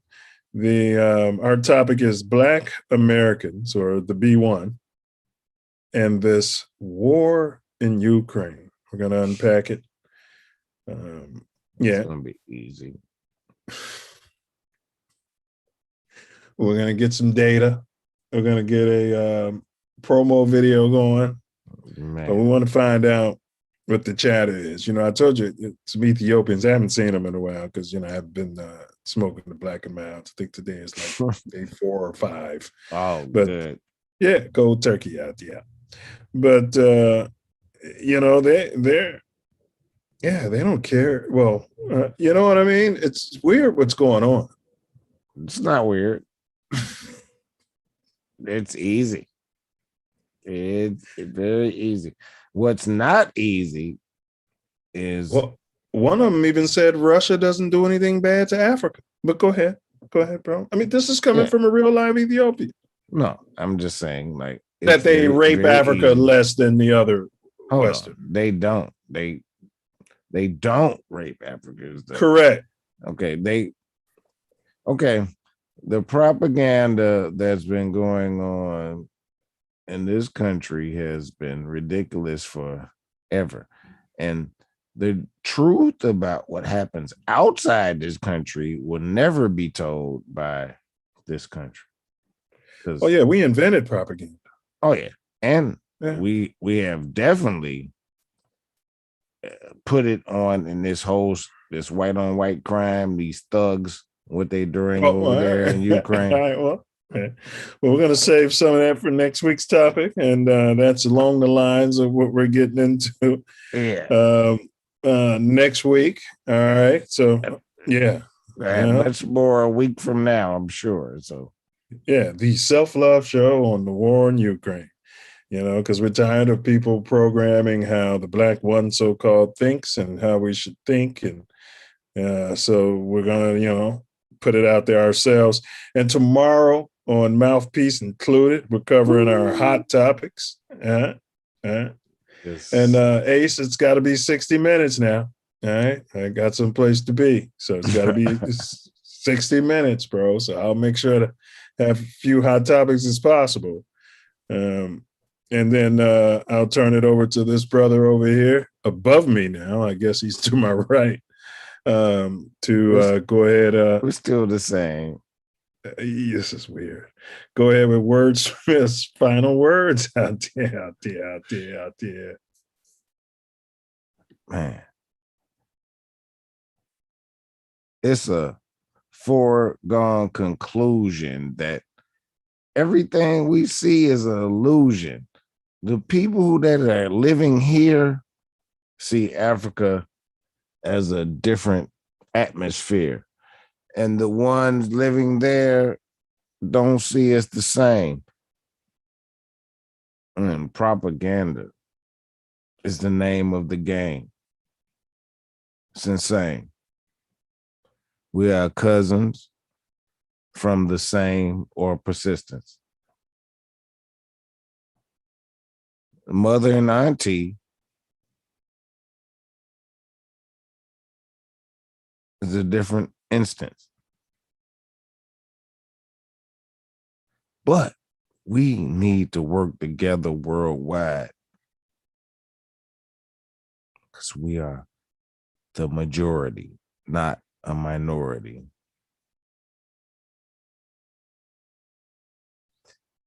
We need to make that the priority.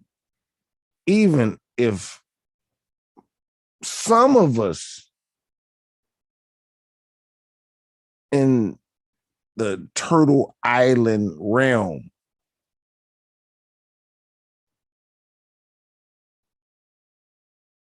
the Americas, if you don't even understand who's at the helm.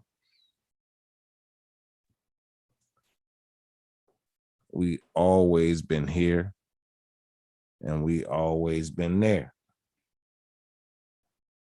Because on the whole planet, we was the only ones here. There are some mutations, and from my point of view, different alien nations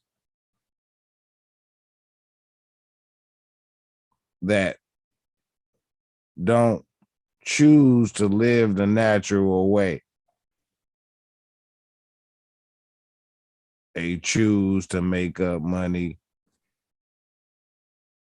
deeds, contracts, codes, and laws, put it all on display. But it's up to you and me to make sure that we see that it's all facade. And we've been ordained by the Creator.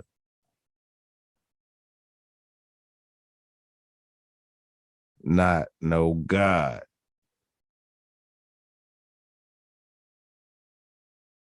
Because God was created way after we were put here. And I can tell you that is truth because there's no fear.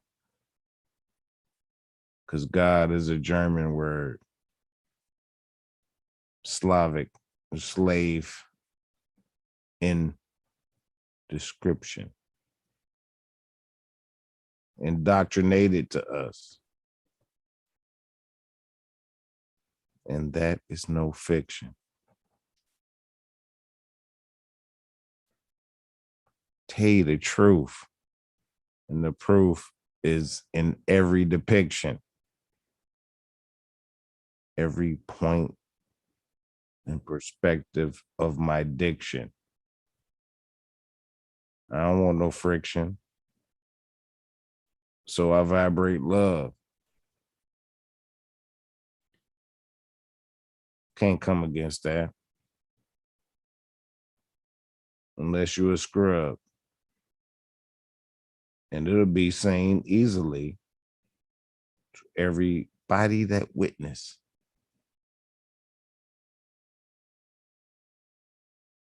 But I know what it is.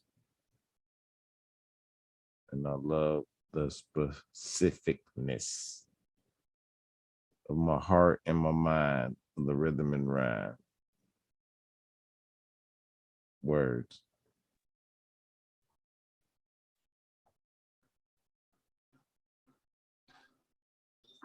All right. Self Love does it again. As we close out, this one's called Wave Guys.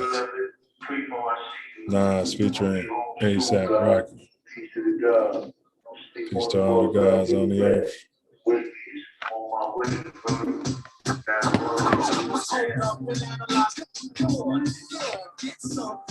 Yes, sir. We appreciate y'all's support this week, every week.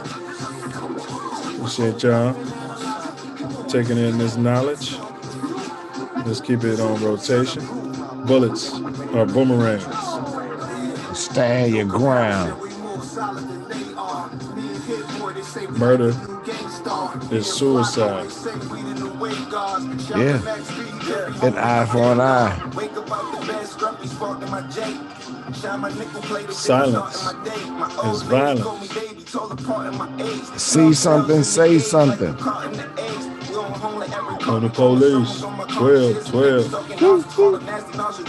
Greed plus ego over fear. You created a slave. Right. Charity plus humility times love is freedom. Flesh. Do not answer questions. Question everything.